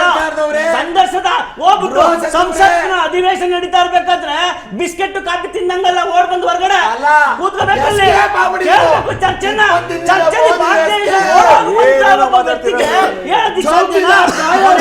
ಭಾರತದ ಆರ್ಥಿಕ ವ್ಯವಸ್ಥೆ ಸದೃಢವಾಗಿದೆ, ಯಾರೇನೂ ಮಾಡಕ್ಕಾಗಲ್ಲ. ಇವರಷ್ಟೇ ಪಡ್ಕೊಂಡ್ರು ಭಾರತದ ಪ್ರಾಥಮಿಕ ಪ್ರಶ್ನೆ ಕೇಳ್ತೀನಿ. ಜಗತ್ತಿಗೆ ಶಾಂತಿ ಪಾಠವನ್ನ ಹೇಳುವಂತ ಭಾರತ ಎಲ್ಲೋ ಒಂದ್ ಕಡೆ ತನ್ನ ಹಿತಾಸಕ್ತಿಯನ್ನ ಹೇಗೆ ಕಾಪಾಡಿಕೊಳ್ಳುತ್ತೆ? ಯಾಕಂತ ಅಂದ್ರೆ ಇರಾನ್ ಒಟ್ಟಿಗೆ ನಮ್ಮ ಸಂಬಂಧ ಚೆನ್ನಾಗಿದೆ. 1950ರಿಂದಲೂ ಕೂಡ ಭಾರತ ಮತ್ತು ಇರಾನ್ ಮಧ್ಯದಲ್ಲಿ ಉತ್ತಮ ಸಂಬಂಧ ಇದೆ. ಅದ್ರ ಜೊತೆಯಲ್ಲಿ ಇಸ್ರೇಲ್ ಜೊತೆನೂ ಕೂಡ ಒಂದು ಉತ್ತಮವಾದಂತಹ ಬಾಂಧವ್ಯ ಇದೆ. ಆದ್ರೆ ಅಮೆರಿಕ ಕೂಡ ನಮ್ಗೆ ಬೇಕು ಅಂತ ಹೇಳ್ತಾ ಇರುವಂತದ್ದು. ಹಾಗಾಗಿ ತನ್ನ ಹಿತಾಸಕ್ತಿಯನ್ನ ಈ ಸಂದರ್ಭದಲ್ಲಿ ಭಾರತ ಯಾವ ರೀತಿಯಾಗಿ ವ್ಯಕ್ತಪಡಿಸುತ್ತೆ, ಜೊತೆಯಲ್ಲಿ ಯಾವ ರೀತಿಯಾಗಿ ಕಾಪಾಡಿಕೊಳ್ಳುತ್ತೆ? ಏನು ತಾವು 3 ದೇಶ ಅಮೆರಿಕ, ಇಸ್ರೇಲ್ ಮತ್ತೆ ಇರಾನ್ ತಾವು ಜಸ್ಟ್ ಪ್ರಸ್ತಾಪ ಮಾಡಿದ್ರೆ 3 ದೇಶದ ಜೊತೆ ಒಳ್ಳೆ ಬಾಂಧವ್ಯ ಸಂಬಂಧಗಳು ಮೊದಲಿಂದನೂ ಇದು. ಈಗಲೂ ಇನ್ನೂ ನರೇಂದ್ರ ಮೋದಿ ಅವರು ಬಂದಾಗ ಇನ್ನೂ ಸಹ ಬಲವಾಗಿ ಇದೆ. ಆ ನಿಟ್ಟಿನಲ್ಲಿ ಈಗ ಇರಾನ್ ಅವ್ರ ಹತ್ರನೂ ಸಹ ಮೊನ್ನೆ ಜಸ್ಟ್ 2 ದಿನ ಮುಂಚೆ ನಮ್ಮ ಮಾನ್ಯ ಪ್ರಧಾನಮಂತ್ರಿ ಅವರು ಮಾತಾಡಿದ್ದಾರೆ. ಮತ್ತು ಇವತ್ತು ಸದನದಲ್ಲೂ ಹೇಳ್ದಂಗೆ ಅವರು ಎಲ್ಲ ಮಧ್ಯಪ್ರಾಚ್ಯ ಏಷ್ಯಾದ ಎಲ್ಲ ಪ್ರಮುಖ ರಾಷ್ಟ್ರಗಳ ಜೊತೆ 2 ಬಾರಿ ಆ ಅಧ್ಯಕ್ಷಗಳ ಜೊತೆ ಮಾತಾಡಿ ಈ ಪರಿಸ್ಥಿತಿನ ಅವಲೋಕನ ಮತ್ತು ವಿಶ್ಲೇಷಣೆ ಮಾಡಿದ್ದಾರೆ. ಮತ್ತು ಇದ್ರದ್ದು ಸಮಸ್ಯೆಗಳ ಬಗ್ಗೆನೂ ಮಾತಾಡಿದ್ದಾರೆ. ಆದಷ್ಟು ಅವರು ಕರೆನೂ ಕೊಟ್ಟಿದ್ದಾರೆ, ಅತಿ ಶೀಘ್ರದಲ್ಲಿ ಶಾಂತಿ ನೆಲೆ ಕಂಡ್ಕೋಬೇಕು ಅಂತೇಳಿ. ಯಾಕಂದರೆ ಇದರಿಂದ ಯುದ್ಧದಿಂದ ಯಾವುದೇ ರೀತಿ ಒಳ್ಳೇದು ಆಗಲ್ಲ ಯಾವುದೇ ದೇಶಕ್ಕೂ, ಉಭಯ ರಾಷ್ಟ್ರಗಳಿಗೆ. ಆ ದೃಷ್ಟಿಯಿಂದ ಒಂದು ರಾಜತಾಂತ್ರಿಕವಾಗಿ ಮತ್ತು ವಿದೇಶಾಂಗ ನೀತಿನಲ್ಲೂ ಸಹ, ಆಮೇಲೆ ವಿಶೇಷವಾಗಿ ನಮ್ಮ ದೇಶದ ಭದ್ರತೆ ಮತ್ತು ಸುರಕ್ಷತೆ ಕಾಪಾಡ್ಕೊಳ್ಳೋಂಥ ನಿಟ್ಟಿನಲ್ಲಿ ಮತ್ತು ನಾಗರಿಕರ ಒಂದು ಬಹುಬೇಡಿಕೆಗಳು ಯಾವುದೇ, ಫಾರ್ ಎಕ್ಸಾಂಪಲ್ ಈಗೇನು ಇಂಪೋರ್ಟ್ ಎಕ್ಸ್ಪೋರ್ಟ್ ಎಲ್ಲ ಏನು ಅಲ್ಲಿ ಅರ್ಮೋಸ್ ಜಲಸಂಧಿಯಲ್ಲಿ ಏನು 20% ಈಗಲೂ ಸಹ ಅಲ್ಲಿ ವಹಿವಾಟು ಆಗುತ್ತೆ. ಆ ನಿಟ್ಟಿನಲ್ಲಿ ಅದು ನಮಗೆ ಭಾರತ ದೇಶಕ್ಕೆ ವಿಶೇಷವಾಗಿ ನಮಗೆ ತೆರವು ಮಾಡಿಕೊಡ್ಬೇಕು. ಯಾವುದೇ ರೀತಿ ಈಗ ಅವರು ಇಸ್ರೇಲ್ ಅವರು ಒಂದು ಹಡಗು ಅಲ್ಲಿ ಸಂಚಾರ ಮಾಡೋದಕ್ಕೆ 18,900 ಕೋಟಿ ನಾವು ಅದನ್ನ ಟ್ಯಾಕ್ಸ್ ಹಾಕ್ತೀವಿ ಅಂತೇಳಿ ಇವತ್ತು ಹೇಳಿಕೆ ಕೊಟ್ಟಿದ್ದಾರೆ. ಯಾಕಂದ್ರೆ ಇವತ್ತೇನು ಖರ್ಚಾಗಿದೆ ಅವರಿಗೆ. ಏನ್ ನಿತಿನ್ ಗಡ್ಕರಿ ಆಯ್ತಾ? ಭಾರತದಲ್ಲಿ ಟೋಲ್ ಹಾಕ್ತಿದಾರಲ್ಲ ರಸ್ತೆಗಳಿಗೆ, ಅದೇ ತರ ಟೋಲ್ ಹಾಕ್ತೀವಿ ಅಂತ ಹೇಳಿದ್ರು ಅವರು. ಅದನ್ನ ಹೇಳಿ. ಇದೇ ರೀತಿ ಲಘುವಾಗಿ ಮಾತಾಡೋಂಥದ್ದು ನಿತಿನ್ ಗಡ್ಕರಿ ಟೋಲ್ ಹಾಕಿದಾರಲ್ಲ ಅವರು ಎಲ್ಲ ರಸ್ತೆಗಳಿಗೂ. ಭಾರತ ದೇಶ ತನ್ನ ವಿರೋಧಿ ರಾಷ್ಟ್ರಗಳಿಗೆ ಹೇಳಿದ್ದಾರೆ. ಭಾರತ ದೇಶಕ್ಕೆ ಸ್ಪೆಸಿಫೈ ಆಗಿ ಎಲ್ಲರಿಗೂ ಅಮೆರಿಕಕ್ಕೆ ಹಾಕೊಳ್ಳಿ ಬಿಡಿ. ರಷ್ಯಾ, ಜಪಾನ್ ಚೈನಾ ಬಿಟ್ಟು ಎಲ್ಲರಿಗೂ ಹೇಳಿರೋ ಮಾತದು. ಭಾರತ ದೇಶಕ್ಕೆ ಯಾವುದೇ ರೀತಿ ಈ ರೀತಿ ಟೋಲ್ ಚಾರ್ಜಸ್ ಮಾಡಬಾರ್ದು ಅಂತೇಳಿ ನಿವೇದನೆ ಮಾಡ್ಕೊಂಡಿದ್ರಿಂದ ಅದು ಭಾರತ ದೇಶಕ್ಕೆ ಯಾವುದೇ ರೀತಿ ಇರಲ್ಲ ಅಂತ ಒಂದು ಭರವಸೆ ಸಿಕ್ಕಿದೆ. ಆ ನಿಟ್ಟಿನಲ್ಲಿ ಈ ರೀತಿ ಸಾಕಷ್ಟು ನಮ್ಮ ಸಂಬಂಧದ ಮೂಲಕ ನಮ್ಮ ಯಾವುದೇ ರೀತಿ ತೊಂದರೆ ಆಗಲಿಲ್ಲದ ರೀತಿಯಲ್ಲಿ ಕಚ್ಚಾ ತೈಲ ಆಗಿರ್ಬೋದು ಅಥವಾ ಬೇರೆ ಇನ್ಯಾವುದೇ ವಹಿವಾಟುಗಳಾಗಿರ್ಬೋದು ನಮಗೆ ಯಾವುದೇ ರೀತಿ ತೊಂದರೆ ಆಗಲಿಲ್ಲದ ರೀತಿಯಲ್ಲಿ ನಮ್ಮ ಸರ್ಕಾರ ಸಾಕಷ್ಟು ನಿಲುವು ತಗೊಂಡಿದೆ.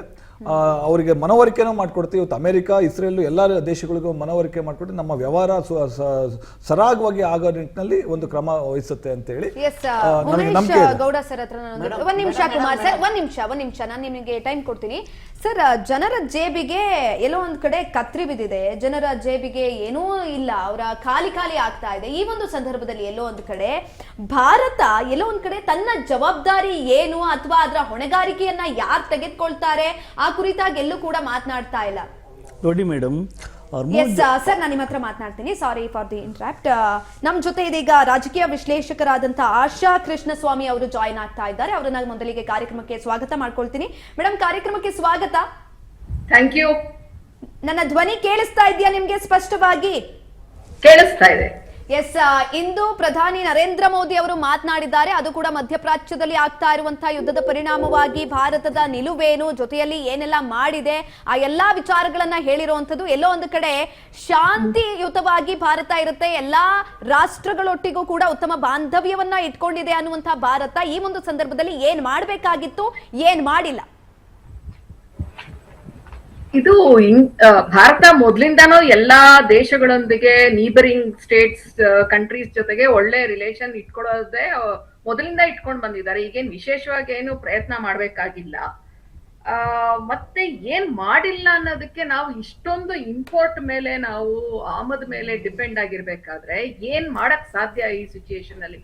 ಯಾವ ದೇಶಕ್ಕೆ ಓಪನ್ ಆಗಿ ಸಪೋರ್ಟ್ ಮಾಡಿದ್ರು ಕಷ್ಟನೇ. ಬಿಕಾಸ್ ಸ್ಟ್ರೇಟ್ ಆಫ್ ಹೋರ್ಮುಜ್ ಯಾರ ಕೈಯಲ್ಲಿದೆ ಗೊತ್ತಿದೆ. ಹಾಗಂತ ಹೇಳಿ ಜಗಳ ಮಾಡ್ಕೊಂಡ್ರೆ ಇನ್ನೂ ಅಥವಾ ಸ್ಟೇಟ್ಮೆಂಟ್ ಗಳು ಕೊಡ್ಬೇಕಾದ್ರೆ ಬಹಳ ಜವಾಬ್ದಾರಿಯಿಂದ ಕೊಡ್ಬೇಕಾಗತ್ತೆ. ಅದು ಲೋಕಸಭಾದಲ್ಲೋ ಅಥವಾ ವಿತಿನ್ ದ ಕಂಟ್ರಿನಲ್ಲಿ ಮಾಡೋದಕ್ಕೂ ಇಂಟರ್ನ್ಯಾಷನಲ್ ಲೆವೆಲ್ ಅಲ್ಲಿ ಮಾಡೋದಕ್ಕೂ ವ್ಯತ್ಯಾಸ ಇರುತ್ತೆ. ಈಗ ಒಂದು ಅಲಿಗೇಷನ್ ಅಂದ್ರೆ ಒಂದು ಬ್ಲೇಮ್ ಮಾಡ್ತಾ ಇರೋದು ಇಸ್ರೇಲ್ ಪ್ರೈಮ್ ಮಿನಿಸ್ಟರ್ನ ಮೀಟ್ ಆದ್ರು, ಅದಾಗಿದ ತಕ್ಷಣನೇ ವಾರ್ ಶುರು ಆಯ್ತು, ಮೋದಿ ಅವರು ಮೀಟ್ ಆದ್ರು ಅಂತ ಇದೆ. ಬಟ್ ಈ ಇಂಟರ್ನ್ಯಾಷನಲ್ ವಿಸಿಟ್ಸ್ ಎಲ್ಲಾನು ವಾರಗಳಲ್ಲ, ತಿಂಗಳುಗಳ ಮೊದಲು ಸೆಟ್ಲ್ ಆಗಿರುತ್ತೆ. Prime minister of India cannot decide ಮುಹೂರ್ತ ಇಡಕ್ ಆಗಲ್ಲ, ಯಾರೇ ಇರ್ಲಿ, ಅದು ಮೋದಿಯವರು ಅಂತಲ್ಲ. ನಾಳೆ ಯಾವ್ದೇ ಪ್ರೈಮ್ ಮಿನಿಸ್ಟರ್ ಬಂದ್ರು ನಮ್ಮನ್ ಕೇಳಿ ಇಂಟರ್ನ್ಯಾಷನಲ್ ವಾರ್ ಅಥವಾ ಅಮೆರಿಕಾನೋ ಇನ್ಯಾವುದೋ ದೇಶ ಮಾಡೋದಿಲ್ಲ. ಆದ್ರೆ ಈ ಸಿಚುಯೇಷನ್ ಅಲ್ಲಿ ಮಾಡ್ಬೇಕಾಗಿರೋದು ನನ್ನ ದೃಷ್ಟಿನಲ್ಲಿ ಬ್ಲ್ಯಾಕ್ ಮಾರ್ಕೆಟ್ ಅಲ್ಲಿ ಮತ್ತೆ ಈ ಟ್ರೇಡರ್ಸ್ ಜನಗಳನ್ನ ಸುಲಿಗೆ ಮಾಡೋದು ನಿಲ್ಲಿಸ್ಬೇಕು. ಅದು ಎಲ್ಲಾ ರಾಜ್ಯಗಳಿಗೆ ಮತ್ತೆ ಎಲ್ಲಾ ಪೊಲಿಟಿಷಿಯನ್ಸ್ ಇರುವಂತಹ ಕರ್ತವ್ಯ. ಅದು ಇಲ್ಲಿ ಇವತ್ತು ಪ್ರೈಮ್ ಮಿನಿಸ್ಟರ್ ಲೋಕಸಭಾದಲ್ಲಿ ಸ್ಟೇಟ್ಮೆಂಟ್ ಮಾಡಿರೋದ್ರಲ್ಲೂ ಅದೇ ಹೇಳ್ತಾ ಇರೋದು. LPG ಶಾರ್ಟೇಜ್ ಇಲ್ಲ, LPG ಬರ್ತಾ ಇದೆ. ನಾನೊಂದು ಅಪಾರ್ಟ್ಮೆಂಟ್ ಅಲ್ಲಿ ಇದ್ದೀನಿ, ಇವತ್ತು ಸಪ್ಲೈ ಆಗ್ತಾ ಇದ್ದದ್ದು ನೋಡಿದೆ. ಡಿಲೇ ಆಗಿರಬಹುದು ಅನ್ಸುತ್ತೆ. ನಾನ್ ಆ ಸಿಚುಯೇಷನ್ ಅನ್ನು ನಾನ್ ಫೇಸ್ ಮಾಡಿಲ್ಲ, ಅದರಿಂದ ನಾನು ಅಥೆಂಟಿಕ್ ಆಗಿ ಹೇಳ್ಬೇಕಂದ್ರೆ ನಾನ್ ಬುಕ್ ಮಾಡಿ ಬರ್ತಾ ಇದ್ದಾಗ ಮಾತಾಡ್ಬೋದು. ಆದ್ರೆ ಇಲ್ಲಿ ಆರ್ಟಿಫಿಷಿಯಲ್ ಕ್ರಿಯೇಟ್ ಆಗತ್ತಲ್ಲ ಶಾರ್ಟೇಜ್ಗಳು, ಅದನ್ನ ಎಲ್ಲಾ ಸರ್ಕಾರಗಳು, ಎಲ್ಲಾ ಜನಪ್ರತಿನಿಧಿಗಳು ಅದನ್ನ ಆಗದೆ ಇರೋಂಗ್ ನೋಡ್ಕೋಬೇಕು. ಯಾಕಂದ್ರೆ ಆ ರೀತಿ ಆದಾಗ ಯಾರಾಗ್ತಾರೆ? ಕಾಮನ್ ಮ್ಯಾನು ಅಥವಾ ಎಕನಾಮಿಕಲಿ ವೀಕರ್ ಸೆಕ್ಷನ್ಸ್ಗೆ ಅಫೆಕ್ಟ್ ಆಗತ್ತೆ. ಇಲ್ಲಿ ಇಂಟರ್ನ್ಯಾಷನಲ್ ಲೆವೆಲ್ ಅಲ್ಲಿ ಒಂದು ಇಶ್ಯೂನ ಡಿಸ್ಕಸ್ ಮಾಡಕ್ಕೂ ನೀವು ಹೇಳ್ತಾ ಇದ್ರಿ ಜೋಬ್ಗೆ ಕತ್ರಿ ಹಾಕಿದೆ. ಒಂದು ವಾರ್ ಆಯ್ತು ಅಂತ ಹೇಳಿದ್ರೆ, ಎಸ್ಪೆಷಲಿ ಗಲ್ಫ್ ಕಂಟ್ರೀಸ್ ಮೇಲೆ ನಮ್ಮ ಡಿಪೆಂಡೆನ್ಸ್ ಅಷ್ಟೊಂದು ಇರ್ಬೇಕಾದ್ರೆ, ಇವತ್ತು ಅಮೆರಿಕಾನೇ ನಡಗಿಸೋ ಅಷ್ಟು ಅವ್ರಿಗೆ ಆಯಿಲ್ ಪವರ್ ಇದೆ ಗಲ್ಫ್ ಅಲ್ಲಿ. ಹಾಗಿದ್ದಾಗ ಎಲ್ಲರಿಗೂ ಅದು ಕ್ಯಾಸ್ಕೇಡಿಂಗ್ ಎಫೆಕ್ಟ್ ಇದ್ದೇ ಇರುತ್ತೆ. ಈಗ ನೀವು ಕುವೈತ್ ಅಲ್ಲಿ ರಿಫೈನರಿ ಮೇಲೆ ಹಾಕಿದ್ರು, ಒಂದು ಏನ್ ಅಟ್ಯಾಕ್ ಮಾಡಿದ್ರು ಗೊತ್ತಿಲ್ಲ ಯಾರು, ಯಾಕಂದ್ರೆ ಗ್ರೌಂಡ್ ರಿಪೋರ್ಟಿಂಗ್ ಆಗ್ತಾ ಇಲ್ಲ. ನಾವೆಲ್ಲ ನೋಡ್ತಾ ಇರೋದು ಟೆಲಿವಿಷನ್ ನಲ್ಲಿ, ಅಲ್ಲಿ ಇಲ್ಲಿ ಸೋಷಿಯಲ್ ಮೀಡಿಯಾಲಿ ಬರ್ತಾ ಇರೋದನ್ನೇ. ಗ್ರೌಂಡ್ ರಿಪೋರ್ಟಿಂಗ್ ಆಗ್ತಾ ಇಲ್ಲ. ಆ ಕುವೈತದ ಒಂದು ಇನ್ಫ್ರಾಸ್ಟ್ರಕ್ಚರ್ ನ ನೀವು ಡೆಸ್ಟ್ರಾಯ್ ಮಾಡಿದ್ರೆ ಅದನ್ನ ಮತ್ತೆ ರೀಬಿಲ್ಡ್ ಮಾಡೇ ಮಾಡುತ್ತೆ ಕಂಟ್ರಿ. ಯಾರು ಕೊಡ್ತಾರೆ ಅದಕ್ಕೆ ಪ್ರೈಸ್? ನಾವುಗಳೆಲ್ಲ ಕೊಡ್ಬೇಕಾಗತ್ತೆ. ಇದು ಒಂದು 3-4 ವರ್ಷ ಯಾವ್ಯಾವ ಇನ್ಫ್ರಾಸ್ಟ್ರಕ್ಚರ್ಗಳು ಹೊರಟೋಗಿದೆಯೋ ಅದನ್ನೆಲ್ಲ ರೀಬಿಲ್ಡ್ ಮಾಡ್ಬೇಕಾದ್ರೆ ನಾವು ಬೈಯರ್ಸ್ನೇ ಕೊಡ್ಬೇಕಾಗತ್ತೆ. ಆ ಬೈಯರ್ಸ್ ಅಂದ್ರೆ ಇವಾಗ ನಮ್ ದೇಶ ಕೊಡ್ಬೇಕು ಅಥವಾ ಪಕ್ಕದ ದೇಶಗಳು ಕೊಡ್ಬೇಕಾಗತ್ತೆ. ಅವಾಗ ಪ್ರತಿಯೊಬ್ಬ ಸಿಟಿಸನ್ಗೂ ಅದು ಹೊರೆ ಆಗೇ ಆಗುತ್ತೆ. ಇಟ್ ಇಸ್ ಅದಕ್ಕೇನೆ ಒಂದು ವಾರ ಆಗ್ಬೇಕು ಅಂತ ಹೇಳಿದ್ರೆ ಅದು ಇಡೀ ಪ್ರಪಂಚಕ್ಕೆ ಅದು ಅಫೆಕ್ಟ್ ಆಗುವಂತದ್ದು. ಅದು ಒಬ್ಬರೇ ಕೂತ್ಕೊಂಡು ಐಸೋಲೇಟೆಡ್ ಅಲ್ಲ. ಇಸ್ರೇಲ್ ಅಮೆರಿಕ ಡಿಸಿಷನ್ ತಗೊಂಡು ಇರಾನ್ ಅನ್ನು ಫಿನಿಶ್ ಮಾಡ್ತೀನಿ, ಇರಾನ್ ತಗೊಂಡು ಹೋಗಿ ಇನ್ಯಾವುದೋ ದೇಶದ ಮೇಲೆ ಹಾಕ್ಬಿಡ್ತೀನಿ, ಪಾಕಿಸ್ತಾನ ಕೂತ್ಕೊಂಡು ಇಂಡಿಯಾ ಬಾಂಬೆ ನಡಗಿಸ್ತೀನಿ, ಡೆಲ್ಲಿ ನಡಗಿಸ್ತೀನಿ, ಈ ತರದ್ದು ಬೇಜವಾಬ್ದಾರಿ ಹೇಳಿಕೆಗಳು ಮಾಡೋದು ಯಾವ ರೀತಿ ಜನರಿಗೆ ಅನುಕೂಲ ಆಗತ್ತೆ. ಒಂದ್ ವಾಯ್ಸ್ ಇರ್ಬೇಕಾಗತ್ತೆ. ವಾರ್ನ ಕಂಡಮ್ ಮಾಡ್ಲೇಬೇಕು. ಇಷ್ಟು ಅಡ್ವಾನ್ಸ್ಡ್ ಮತ್ತೆ ನಾವು ನೋಡ್ಬಿಟ್ಟಿದೀವಿ, ಪ್ರಪಂಚ ಬಹಳ ವಾರ್ಗಳು ನೋಡಿರೋದು.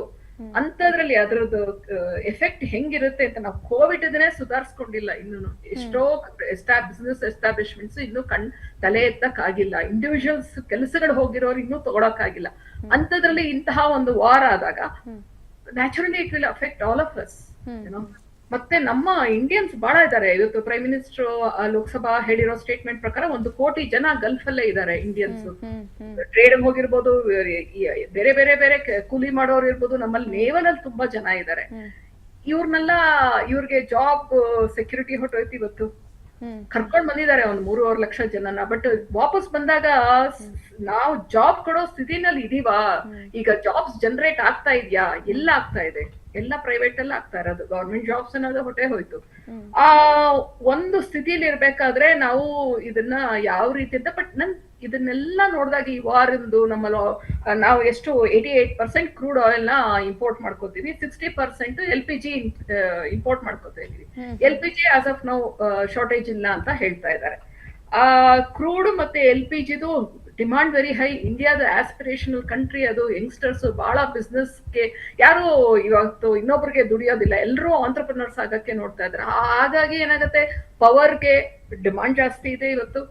ಇದನ್ನ ನಾವು ಹೆಂಗ್ ಸಸ್ಟೈನ್ ಮಾಡ್ತೀವಿ ಅನ್ನೋದು, ಯಾವ್ಯಾವ ಆಲ್ಟರ್ನೇಟಿವ್ ಸೋರ್ಸಸ್ ತಗೊಳೋಕ್ ಸಾಧ್ಯ. ನಾವು ಇವಾಗ ಸೋಲಾರ್ ಪವರ್ ನ ಹಾರ್ನೆಸ್ ಮಾಡೋದು, ಅಥವಾ ನಾವು ಯಾವ ರೀತಿ ಫ್ಯೂಯಲ್ ನಾವು ಟೋಟಲಿ ಈ ರೀತಿ ಇಂಪೋರ್ಟ್ ಮೇಲೆ ಎಂಟೈರ್ಲಿ ಡಿಪೆಂಡ್ ಆಗದೆ ಓವರ್ ಎ ಪೀರಿಯಡ್ ನಾವು ಸೆಲ್ಫ್ ಸಫಿಶಿಯೆಂಟ್ ಆಗ್ತೀವಿ ಅನ್ನೋದೇ ಇವಾಗ ಯೋಚನೆ ಮಾಡಬೇಕಾಗಿರೋದು. ಅಮೆರಿಕ ವಾರ್ ಮಾಡ್ಕೊಡತ್ತೆ. ಅವ್ರ country super rich country, super power ಇದೆ ಅವ್ರಿಗೆ. ಅವ್ರ ಡಾಲರ್ಸ್ ಫ್ಲಕ್ಚುಯೇಟೇ ಆಗೋದಿಲ್ಲ. ಇಂಡಿಯನ್ ವ್ಯಾಲ್ಯೂ ರುಪೀದು ಕಮ್ಮಿ ಆಗ್ತಾ ಬರ್ತಾ ಇದೆ. ಈ ಹಂತದಲ್ಲಿ ನಾವು ಕುತ್ಕೊಂಡು ಯೋಚನೆ ಮಾಡಬೇಕಾಗಿರೋದು how self reliant we can become ಅಂತ. ಆ ರೀತಿ ಪಾಸಿಟಿವ್ ಥಿಂಕಿಂಗ್ ಮಾಡಿ ಕನ್ಸ್ಟ್ರಕ್ಟಿವ್ ಸಜೆಷನ್ಸ್ ಎಲ್ಲರೂ ಸರ್ಕಾರಕ್ಕೆ ಕೊಡ್ಬೇಕು. ಸರ್ಕಾರ ಅದನ್ನ ಸೀರಿಯಸ್ ಆಗಿ ತಗೋಬೇಕು ಸಜೆಷನ್ಸ್ ಕೊಟ್ಟಾಗ ಅಂತ ನನಗೆ. ಎಸ್ ಮ್ಯಾಮ್, ನಾನು ನಿಮ್ಮನ್ನ ಮತ್ತೆ ಸಂಪರ್ಕ ಮಾಡ್ತೀನಿ. ಮೇಡಮ್ ಅವರೇ, ತಾವು ಒಳ್ಳೊಳ್ಳೆ ವಿಷಯಗಳನ್ನು ಚರ್ಚೆ ಮಾಡಿದ್ರಿ. ನೋಡಿ ಮೇಡಮ್, ದೇಶಕ್ಕೆ ಕ್ರೂಡ್ ಆಯಿಲು ಇವತ್ತು ಬೇಕಾಗಿರೋದು ನಮಗೆ ಸಿಗ್ತಾ ಇಲ್ಲ. ಹರ್ದೀಪ್ ಸಿಂಗ್ ಪುರಿ ಅವರು ಹೇಳ್ತಾರೆ 21 ದಿನದಿಂದ 25 ದಿನಗಳಿಗೆ ಹೆಚ್ಚಿಸಿ ನೀವು 25 ದಿನಕ್ಕೆ ಒಂದ್ಸಾರಿ ಒಂದು ಸಿಲಿಂಡರ್ ಆರ್ಡರ್ ಮಾಡಬೇಕು ಅಂತ. ಕೊರತೆ ಇಲ್ಲ ಅನ್ನೋದಾದರೆ, ದೇಶದ ಜನರ ಮುಂದೆ ಸುಳ್ಳು ಹೇಳಿಲ್ಲ ಅನ್ನೋದಾದರೆ, ಅಥವಾ ನಮ್ಮ ದೇಶದ ಮಿತ್ರತ್ವ ಎಲ್ಲ ದೇಶಗಳ ಜೊತೆ ಚೆನ್ನಾಗಿದೆ ಅನ್ನೋದಾದರೆ 50 ರೂಪಾಯಿ ಮತ್ತು 115 ರೂಪಾಯಿ ಗ್ಯಾಸ್ ಬೆಲೆ ಯಾಕೆ ಏಕಾಏಕಿ ಏರಿಸಿದ್ರು? ಘೋಷಣೆ ಆದ ದಿನವೇ. ನಂತರ ನಿನ್ನೆ ಮೊನ್ನೆಯಿಂದ ಪೆಟ್ರೋಲ್ ಬೆಲೆ ಯಾಕೆ ಏರಿಸಿದ್ರು? ಪೆಟ್ರೋಲ್ ಅಂಗಡಿಗಳ ಮುಂದೆ ಜನರು ಕ್ಯೂ ನಿಂತ್ಕೊಳ್ಳೋ ಪರಿಸ್ಥಿತಿ ಯಾಕೆ ಬಂತು? ಒಂದ್ ನಿಮಿಷ ಇರ್ರಿ, ಒಂದ್ ನಿಮಿಷ ಇರಿಯಪ್ಪ, ನಿಮ್ ಜೊತೆ ಮಾತಾಡ್ತಿಲ್ಲ. ನಿಮಗೆ ವಿದೇಶಾಂಗ ನೀತಿ ಅಸ್ಪಷ್ಟವಾಗಿರೋದ್ರಿಂದ ನಿಮ್ಗೆ ಈ ತರ ಪೆಟ್ಟು ಬಿದ್ದಿದೆ. ಒಂದ್ ನಿಮಿಷ, ರಷ್ಯಾಕ್ಕೆ ಪೆಟ್ಟು ಬಿದ್ದಿಲ್ಲ, ಚೈನಾಕ್ಕೆ ಪೆಟ್ಟು ಬಿದ್ದಿಲ್ಲ, ಜಪಾನ್ ಬಿದ್ದಿಲ್ಲ. ಭಾರತ ದೇಶಕ್ಕೆ ಮಾತ್ರ ಯಾಕೆ ಬಿತ್ತು? ಎಪ್ಸ್ಟೈನ್ ಫೈಲ್ ಹೆಸರು ಮಾರನೇ ದಿನ ಇಸ್ರೇಲ್ ಅಧ್ಯಕ್ಷರ ತಪ್ಕೊಳಕ್ ಹೋಗ್ತೀರಿ. ನಿಮ್ಮ ನಿಮ್ದೆಲ್ಲ ಗೊತ್ತಾಗೋಗಿದೆ ದೇಶದ ಜನಕ್ಕೆ.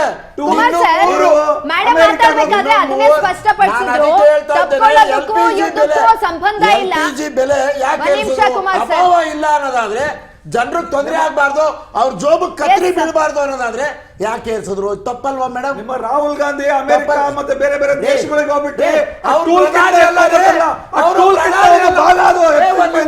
ಇವ್ರಿಗೆ ಗೊತ್ತೇ ಇಲ್ಲ. ಇವ್ರ ಡ್ಯಾಡಿ ಇದೇ ಕಳ್ಕೊಟ್ಟಿರೋದು ಬಿಜೆಪಿ ಭಕ್ತರಿಗೆ. ನಿಮ್ಗೆ ಪ್ರಧಾನಿಗೂ ವಿರೋಧ ಪಕ್ಷದ ನಾಯಕರಿಗೂ ಇರೋ ವ್ಯತ್ಯಾಸವೇ ಗೊತ್ತಿಲ್ಲ ಇವ್ರಿಗೆ.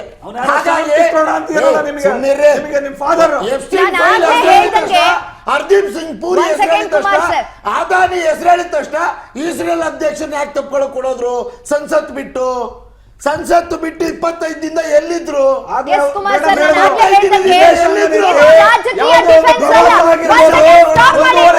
ಇಬ್ರು ಕೂಡ ಇದು ರಾಜಕೀಯ ಡಿಫೆನ್ಸ್ ಅಲ್ಲ. ಜನರೇ ಬೇಕಾಗಿರೋದು ಸತ್ಯ. ಕುಮಾರ್ ಸರ್, ಒಂದ್ ಸೆಕೆಂಡ್ ಹೋಲ್ಡ್ ಆಗಿ, ಒಂದ್ ಸೆಕೆಂಡ್ ಹೋಲ್ಡ್ ಆಗಿ. ಮೇಡಮ್, ದೇಶದ ಜನರು ನಲಗಬಾರ್ದು ಅಂದ್ರೆ ಅವ್ರ ಆರ್ಥಿಕ ಸ್ಥಿತಿ ಸರಿಯಾಗಿರ್ಬೇಕು ಅಂದ್ರೆ ವಿದೇಶಾಂಗ ನೀತಿ ಸರಿಯಾಗಿರ್ಬೇಕು. ದೇಶದಲ್ಲಿ ಈಗಾಗಲೇ ಭಾರತೀಯ ಜನರು ಸಿಲುಕಿಕೊಂಡಿದ್ದಾರೆ. ಅದರಲ್ಲಿ ಸ್ವಲ್ಪ ಜನನ ಕರ್ಕೊಂಡ್ ಬಂದಿದ್ದಾರೆ. ಭಾರತ ಸರ್ಕಾರ ಅವ್ರನ್ನೆಲ್ಲರೂ ಕೂಡ ಜೋಪಾನವಾಗಿ ಕರ್ಕೊಂಡ್ ಬಂದಿದೆ.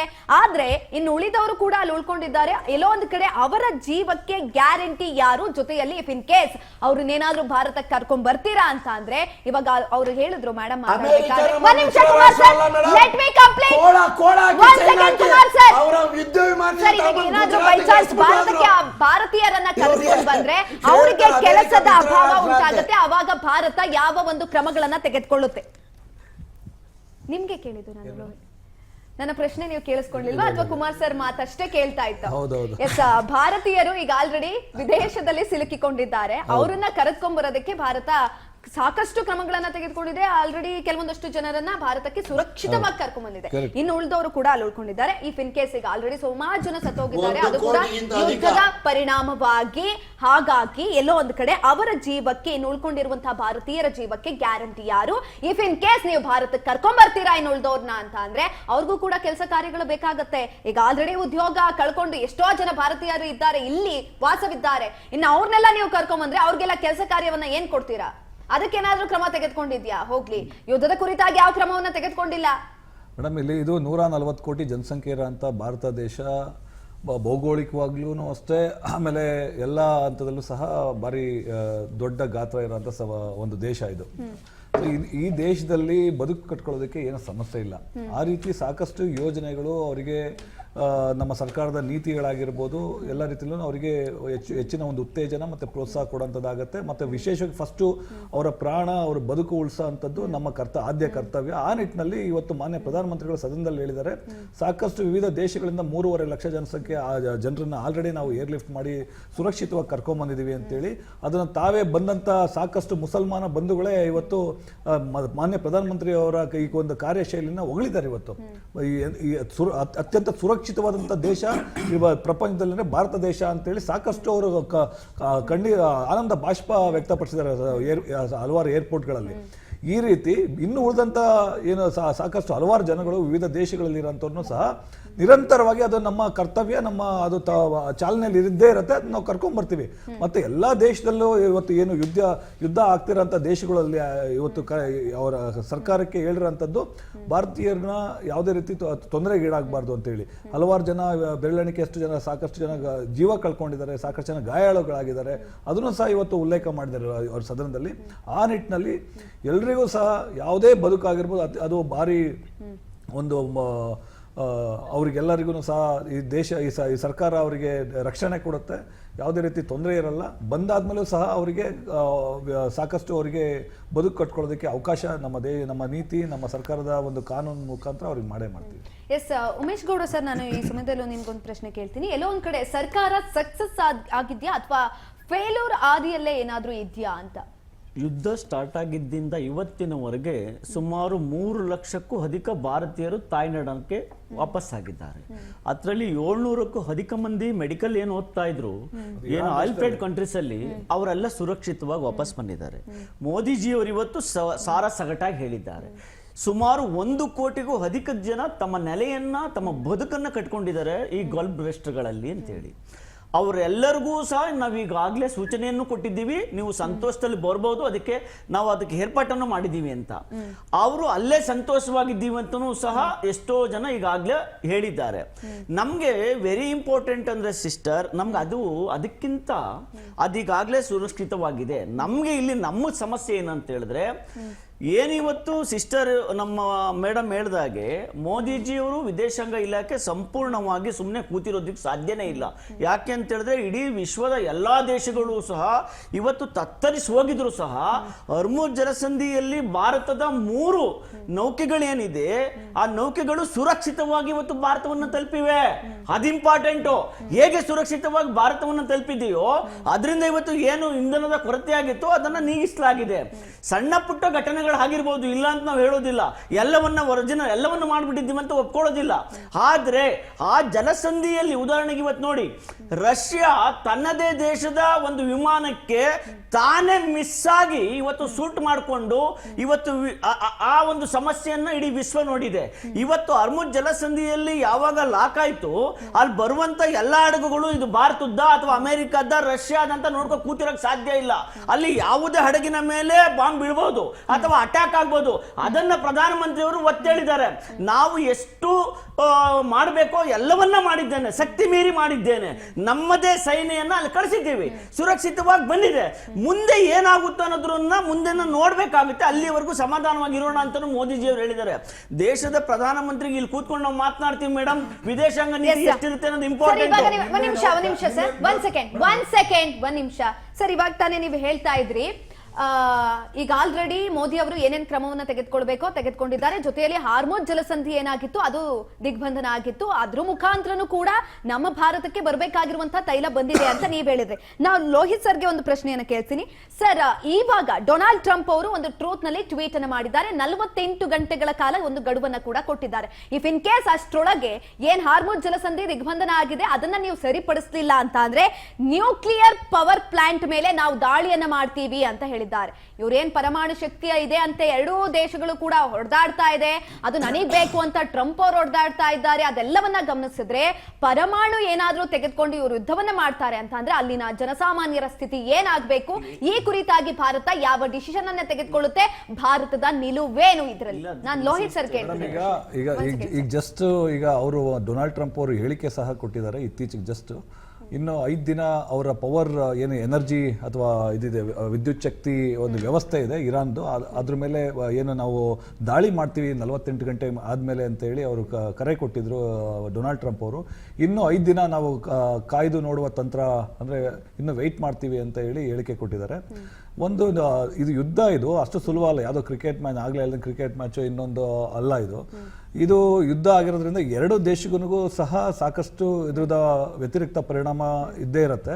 ಆ ದೃಷ್ಟಿಯಿಂದ ಇದು ಗಂಭೀರವಾದಂಥ ಚಿಂತನೆ ಮಾಡಿ ಎರಡೂ ದೇಶನೂ ಸಹ ಒಂದು ಡೆಫಿನೆಟ್ಲಿ 4-5 ದಿನದಲ್ಲಿ ಒಂದು ಯಾವುದೇ ರೀತಿ ತೊಂದರೆ ಆಗಲಿಲ್ಲದ ರೀತಿಯಲ್ಲಿ ಒಂದು ಕ್ರಮ ತಗೊಳ್ತಾರೆ, ಒಂದು ನಿರ್ಧಾರ ತಗೊಳ್ತಾರೆ, ನಿರ್ಣಯ ತಗೊಳ್ತಾರೆ ಅಂತ ಅಂದ್ಕೊಂಡಿದ್ದೀವಿ. ಯಾಕೆ ಅಂತಂದರೆ ಇವರು ಸಹ ಒಂದು 2-3 ಕಂಡೀಷನ್ ಹಾಕಿದ್ದಾರೆ ಇರಾನ್ ಅವರು. ಈ ಕಂಡೀಷನ್ನಿಗೆ ಅಮೇರಿಕ ಒಪ್ಕೊಂಡ್ರೆ ಡೆಫಿನೆಟ್ಲಿ ನಾವು ಯುದ್ಧ ನಿಲ್ಲಿಸ್ತೀವಿ ಅಂತೇಳಿ. ಖರ್ಚು ವೆಚ್ಚಗಳೆಲ್ಲ ಕೊಡಬೇಕು, ಆಮೇಲೆ ಜೊತೆಯಲ್ಲಿ ಬೇರೆ ಇನ್ನೂ 2-3 ಏನೋ ಹೇಳಿದ್ದಾರೆ. ಆ ನಿಟ್ಟಿನಲ್ಲಿ ಒಂದು ಅವರಲ್ಲೂ ಒಂದು ರಾಜತಾಂತ್ರಿಕವಾದಂಥ ಚರ್ಚೆಗಳು, ನಿರ್ಧಾರಗಳು ಆಗ್ತಾ ಇರುತ್ತೆ. ಡೆಫಿನೆಟ್ಲಿ ಇದು ಒಂದು ಸುಸೂತ್ರವಾಗಿ ಒಂದು ಅಂತ್ಯ ಕಾಣುತ್ತೆ ಅಂತ ಹೇಳಿ ನಾವು. ಕುಮಾರ್ ಸರ್, ಇವಾಗ ಎಲ್ಲೋ ಒಂದ್ ಕಡೆ ನಮಗೆ ಕಾಡ್ತಾ ಇರುವಂತಹ ಒಂದೇ ಒಂದು ಪ್ರಶ್ನೆ ಅಂತ ಅಂದ್ರೆ, ದೇಶದ ಹಿತಾಸಕ್ತಿ ಮೊದಲ ಅಥವಾ ರಾಜಕೀಯ ಲಾಭ ಅನ್ನೋದು ಮೊದಲನೇ ಸ್ಥಾನವನ್ನ ಪಡೆಯುತ್ತೆ? ಯಾಕಂತಂದ್ರೆ ನೀವು ಅಥವಾ ಅವರಾಗಿರ್ಬೋದು ಇವರಾಗಿರ್ಬೋದು 3 ಜನನು ಕೂಡ ಮಾತನಾಡ್ತಾ ಇದ್ದೀರಾ, ಇದರಿಂದ ಕಷ್ಟಪಡ್ತಾ ಇರೋದು ಮಾತ್ರ ನಾವು ಮತ್ತೆ ಜನಸಾಮಾನ್ಯರು. ಹಾಗಾಗಿ ಯಾವ್ದು ಇಂಪಾರ್ಟೆಂಟ್ ಆಗುತ್ತೆ ಈ ಸಮಯದಲ್ಲಿ? ನೋಡಿ, ನನಗೆ ನನ್ನ ದೇಶದ ಜನರು ಬದುಕು ಬಹಳ ಮುಖ್ಯ. ನನ್ನ ಕಾಂಗ್ರೆಸ್ ಪಕ್ಷಕ್ಕೆ ಮತ್ತು ನಮ್ಮ ಪಕ್ಷದ ನೀತಿಗೆ ನನ್ನ ದೇಶದ ಒಳಗಡೆ ಇರುವಂಥ ಜನರು ಮತ್ತು ದೇಶದ ಹೊರಗಡೆ ಏನು ಉದ್ಯೋಗಿಗಳಾಗಿ ದುಡಿಮೆ ಮಾಡಕ್ಕೆ ಹೋಗಿದ್ದಾರೆ ಅವರ ಬದುಕು ಸಹನೀಯವಾಗಿರಬೇಕು ಅನ್ನೋದು ಕಾಂಗ್ರೆಸ್ ಪಕ್ಷದ ಮೊದಲನೇ ಅಂಶದ ಕಾರ್ಯಕ್ರಮ. ಅಮೆರಿಕ ದೇಶ ಎಂದೂ ನಮ್ಮ ಮಿತ್ರ ರಾಷ್ಟ್ರ ಅಲ್ಲ. ಅಮೆರಿಕ ದೇಶದಲ್ಲಿ ಆಗಿದ್ದರೆ ಪರಮಾಣು ಬಾಂಬ್ಗಳಿಲ್ಲವೇ? ಇಸ್ರೇಲ್ ದೇಶದಲ್ಲಿ ಪರಮಾಣು ಬಾಂಬ್ಗಳಿಲ್ಲವೇ? ಇವರು ಅಮೆರಿಕ ದೇಶ ತನ್ನ ಪ್ರಾಬಲ್ಯವನ್ನ, ಇಂಧನ ಪ್ರಾಬಲ್ಯವನ್ನ ಹೆಚ್ಚಿಸಿಕೊಳ್ಳುವ ಸಲುವಾಗಿ ಇರಾಕ್ ಮೇಲೆ ಇದೇ ರೀತಿ ಸುಳ್ಳುಗಳನ್ನು ಹೇಳಿ ಇರಾಕ್ ದೇಶ ನಾಶ ಮಾಡಿ ತನ್ನ ಸೇನಾ ನೆಲೆಯನ್ನ ಹೆಚ್ಚಿಸಿಕೊಳ್ಳೋದಕ್ಕೆ ಈಗಲೂ ಕೂಡ 5 ದಿನಗಳ ಕದನ ವಿರಾಮ. ಅದನ್ನ ಹೇಳ್ಬಿಡ್ತೇನೆ, ಪೂರ್ತಿ ಹೇಳ್ತೇನೆ. ಇರಾನ್ ದೇಶ ಸ್ಪಷ್ಟವಾಗಿ ಎಚ್ಚರಿಕೆ ನೀಡಿದ ಹಿನ್ನೆಲೆಯಲ್ಲಿ 5 ದಿನಗಳ ಕಾಲ ನಮ್ಮ ಯಾವುದೇ ವಿದ್ಯುತ್ ಘಟಕಗಳ ಮೇಲೆ, ಇಂಧನ ಘಟಕಗಳ ಮೇಲೆ ನೀವೇನಾದ್ರು ಬಾಂಬ್ ಹಾಕಿದ್ದೇ ಆದ್ರೆ ನಾವೇನ್ ರಿವೆಂಜ್ ತೆಗೆದುಕೋಬೇಕು, ನಮ್ಮ ಹತ್ರ ಶಕ್ತಿ ಇದೆ ಅಂತ ಇರಾನ್ ಸ್ಪಷ್ಟವಾದ ಸಂದೇಶ ಕೊಟ್ಟ ಆದ್ಮೇಲೆ ಅವರು 5 ದಿನಗಳ ಕಾಲ ಕದನ ವಿರಾಮ ಹೇಳಿರೋದು. ಇಸ್ರೇಲ್ ದೇಶದವರು ಇದಕ್ಕೆ ಒಪ್ಕೊಂಡಿದ್ದಾರೆಯೇ? ಟ್ರಂಪ್ ಹೇಳಿರೋ ಮಾತನ್ನು ಒಪ್ಕೊಂಡಿದ್ದಾರೆ. ಹಾಗಿದ್ದರೆ ಇಸ್ರೇಲ್ ಮೇಲೆ ಈ ಟ್ರಂಪ್ ಪರಮಾಣು ಇಟ್ಕೊಂಡಿಲ್ಲ ಅನ್ನೋದಾದ್ರೆ ಪ್ರಮಾಣ ಇದೆ ಇಲ್ಲ ಅನ್ನೋದು ನಿಮ್ಗೆ ಗೊತ್ತಾ? ಅಲ್ಯಾಕೆ ಯುದ್ಧ ಮಾಡ್ತಿಲ್ಲ? ಕುಮಾರ್ ಸರ್ ಒಂದ್ ನಿಮಿಷ ಇರಿ. ಇವಾಗ ಏನು ಎಂತ ಟ್ರಂಪ್ ಅವರು ಒಂದ್ ನಿಮಿಷ ಡ್ರಾ ಮಾಡ್ತಿದ್ದಾರೆ ಟ್ರಂಪ್ ಅವರು ಪ್ರಪಂಚದಲ್ಲಿ? ಕದನ ವಿರಾಮವನ್ನ ಘೋಷಣೆ ಮಾಡಿದ್ದಾರೆ, ಅದು 5 ದಿನಗಳ ಕಾಲ. ಅದನ್ನ ಹೊರತುಪಡಿಸಿ ಇದಕ್ಕೆ ಇರಾನ್ ಕೂಡ ಹೇಳಿದೆ ಕದನ ವಿರಾಮದ ಕುರಿತಾಗಿ ನಾವು ಯಾವುದೇ ರೀತಿಯಾದಂತ ನಿರ್ಧಾರವನ್ನ ತೆಗೆದುಕೊಂಡಿಲ್ಲ ಅಂತ ಹೇಳಿದೆ ಇರಾನ್. ರಾಯಭಾರಿ ಕಚೇರಿ ಅಲ್ಲ, ರಾಯಭಾರಿ ಕಚೇರಿ, ಒಂದ್ ಸೆಕೆಂಡ್ ಕುಮಾರ್ ಸರ್, ರಾಯಭಾರಿ ಇಸ್ರೇಲ್ ಕಚೇರಿ ಕೂಡ ಮೌನವಾಗಿದೆ. ಹಾಗಾಗಿ ಎಲ್ಲೋ ಒಂದು ಕಡೆ ಇರಾನ್ ಇಸ್ರೇಲ್ ಯುದ್ಧ ನಡೀತಾ ಇದ್ರೆ ಅಮೆರಿಕ ಅಧ್ಯಕ್ಷ ಡೊನಾಲ್ಡ್ ಟ್ರಂಪ್ ಅವರು ಇದರಲ್ಲಿ ಮೂಗ್ ತೋರಿಸುವಂತಹ ಅವಶ್ಯಕತೆ ಏನಿದೆ? ಅವಶ್ಯಕತೆ ಇರಲಿಲ್ಲ, ಆದ್ರೂ ಕೂಡ ಹೋಗಿದೆ. ಎಲ್ಲೋ ಒಂದ್ ಕಡೆ ಭಾರತದಲ್ಲಿ ಇರುವಂತಹ ನರೇಂದ್ರ ಮೋದಿ ಅವರು ಕೂಡ ಈ ವಿಚಾರಕ್ಕೆ ಸಂಬಂಧಪಟ್ಟಂತೆ ಟ್ರಂಪ್ ಅವ್ರ ಜೊತೆ ಮಾತಾಡಬಹುದಿತ್ತು, ಅದನ್ನು ಕೂಡ ಕೈ ಹಾಕಿಲ್ಲ. ಇರಾನ್ ಜೊತೆ ಉತ್ತಮವಾದಂತಹ ಸಂಬಂಧ ಇದೆ, ಅವ್ರ ಜೊತೆ ಮಾತಾಡಿಲ್ಲ, ಇಸ್ರೇಲ್ ಜೊತೆ ಮಾತಾಡಿಲ್ಲ. ಮಾತಾಡಿದ್ದಾರೆ. ಎಸ್, ನಿಮ್ಗೆ ಕೊನೆಯದಾಗಿ ಒಂದೊಂದು ನಿಮಿಷ ಕಾಲಾವಕಾಶ ಕೊಡ್ತೀನಿ. 3 ಜನನು ಕನ್ಕ್ಲೂಡ್ ಮಾಡ್ಕೊಳ್ಬಹುದು. ಒಂದೇ ನಿಮಿಷ ನೋಡಿ, ನನ್ನ ದೇಶ ತಾಪಿ ಅಂತ ಒಂದು ಪೈಪ್ಲೈನ್ ರೂಟ್ ಇದೆ. ಟರ್ಕಿಸ್ತಾನ, ಅಫ್ಘಾನಿಸ್ತಾನ, ಪಾಕಿಸ್ತಾನದ ಮುಖಾಂತರ ಇಂಡಿಯಾ ದೇಶಕ್ಕೆ ಒಂದು ಆಯಿಲ್ ಪೈಪ್ಲೈನ್ ಇದೆ. ಮತ್ತೊಂದು ಪೈಪ್ಲೈನ್ ಮಾಡಬೇಕು ಅಂತ ಭಾರತ ದೇಶ ಬಹಳ ದಿನಗಳಿಂದ ಪ್ರಯತ್ನ ಪಡ್ತಿದೆ. ಅದೇನು ಅಂದ್ರೆ ಇರಾನ್ ಮುಖಾಂತರ ಪಾಕಿಸ್ತಾನ ಭಾರತದ ಮಾರ್ಗ. ಈ ತಾಪಿ ಏನಿದೆ, ತುರ್ಕಿಸ್ತಾನ, ಅಫ್ಘಾನಿಸ್ತಾನ, ಪಂಜಾಬ್, ಇದು ಪಾಕಿಸ್ತಾನ, ಆಮೇಲೆ ಇಂಡಿಯಾ ಬರಬೇಕು. ಮೇಡಮ್ ಒಂದು ನಿಮಿಷ ಸಂಕ್ಷಿಪ್ತವಾಗಿ ಹೇಳ್ತಾ ಇದ್ದೀನಿ ನೋಡಿ. ಅಮೆರಿಕ ನಾವೇನು ಇರಾನ್ ನಿಂದ ನೇರವಾಗಿ ಪಾಕಿಸ್ತಾನದ ಮುಖಾಂತರ ಇಂಡಿಯಾಕ್ಕೆ ತೈಲ ತೆಗೆದುಕೊಳ್ಳೋದಕ್ಕೆ ಪೈಪ್ಲೈನ್ ಮಾಡ್ಕೋತೀವಿ ಅಂದ್ರೆ ಅಮೆರಿಕ ಸದಾ ನಮ್ಗೆ ವಿರೋಧ ಮಾಡ್ತಿದೆ. ನಮ್ಗೆ ಯಾರು ಮಿತ್ರ ದೇಶ, ಈ ಜನ ಅರ್ಥ ಮಾಡ್ಕೋಬೇಕು. ಇವ್ರಂತಾರೆ ಅಬ್ಕಿ ಬಾರ್ ಟ್ರಂಪ್ ಕ ಸರ್ಕಾರ ಅಂತಾರೆ, ಬಿಜೆಪಿ ಅವರು ಅಬ್ಕಿ ಬಾರ್ ಟ್ರಂಪ್ ಕಿ ಸರ್ಕಾರ ಅಂತಾರೆ. ಅವ್ರು ಒಪ್ಕೋತಾರೆ. ಎಫ್ಸಿಎನ್ ಸೈನಲ್ಲಿ ಸಿಕ್ಕಾಕೊಂಡಿದ್ದಾರೆ. ಏನೇನೋ ಮಾತಾಡ್ತಿರಲ್ರಿ. ಈ ರೀತಿ ಮಾತಾಡೋ ಇವತ್ತು ಕಾಂಗ್ರೆಸ್ ಪಕ್ಷ ಇವತ್ತು ಅಧೋಗತಿಗೆ ಹೋಗಿದೆ. ಇವತ್ತು ದೇಶದಿಂದ ನಿರ್ಮೂಲನೆ ಆಗಿದೆ. ನಿಮಗೆ ಕನ್ಕ್ಲೂಡ್ ಮಾಡೋದಕ್ಕೆ ಸಮಯಾವಕಾಶ ಕೊಟ್ಟೆ, ಆದರೆ ಕನ್ಕ್ಲೂಡ್ ಮಾಡಲಿಲ್ಲ. ಸ್ಟಾಪ್ ಮಾಡಿ. ಇದು ರಾಜಕೀಯವಾಗಿ ಡಿಫೆನ್ಸ್ ಮಾಡಿಕೊಳ್ಳುವಂತ ವೇದಿಕೆ ಅಲ್ಲ. ಜನರಿಗೆ ಸತ್ಯಾಸತ್ಯತೆಯನ್ನ ಹೇಳಿ ಅಂತ ಅಂದ್ರೆ ಅದನ್ನು ಕೂಡ ಹೇಳೋದಿಲ್ಲ. ಇವತ್ತಿನ ಪ್ರಶ್ನೆ ಒಂದೇ ಆಗಿತ್ತು, ಭಾರತ ಸರಿಯಾದ ನಿಲುವನ್ನ ತೆಗೆದುಕೊಳ್ತಾ ಅಥವಾ ಇಲ್ವಾ ಅನ್ನೋದು ಜನರ ತೀರ್ಮಾನಕ್ಕೆ ಬಿಡ್ತಾ ಇದ್ದೀವಿ. ಇಲ್ಲಿನ ಡಿಬೇಟ್ ಇಲ್ಲಿಗೆ ಕ್ಲೋಸ್ ಆಗ್ತಾ ಇದೆ. 3 ಜನಕ್ಕೂ ಕೂಡ ಧನ್ಯವಾದಗಳು. ಸಾಕಷ್ಟು ವಿಚಾರಗಳನ್ನ ತಿಳಿಸ್ಕೊಟ್ರಿ ಅಂತ ಅನ್ಕೊಳ್ಳೋ ಅಷ್ಟರಲ್ಲಿ ರಾಜಕೀಯವಾಗಿ ಡಿಫೆನ್ಸ್ ಅನ್ನ ಸ್ಟಾರ್ಟ್ ಮಾಡಿದ್ರಿ. ಆಶಾ ಮೇಡಮ್ಗೂ ಕೂಡ ಧನ್ಯವಾದಗಳು ನಮ್ಮ ಜೊತೆ ಜಾಯಿನ್ ಆಗಿದ್ದಕ್ಕಾಗಿ. ನೋಡ್ತಾ ಇರಿ ರಾಜ್ ನ್ಯೂಸ್ ಕನ್ನಡ, ಜನಸೇವೆಗಾಗಿ ನಾವು ಸದಾ ಸಿದ್ಧ.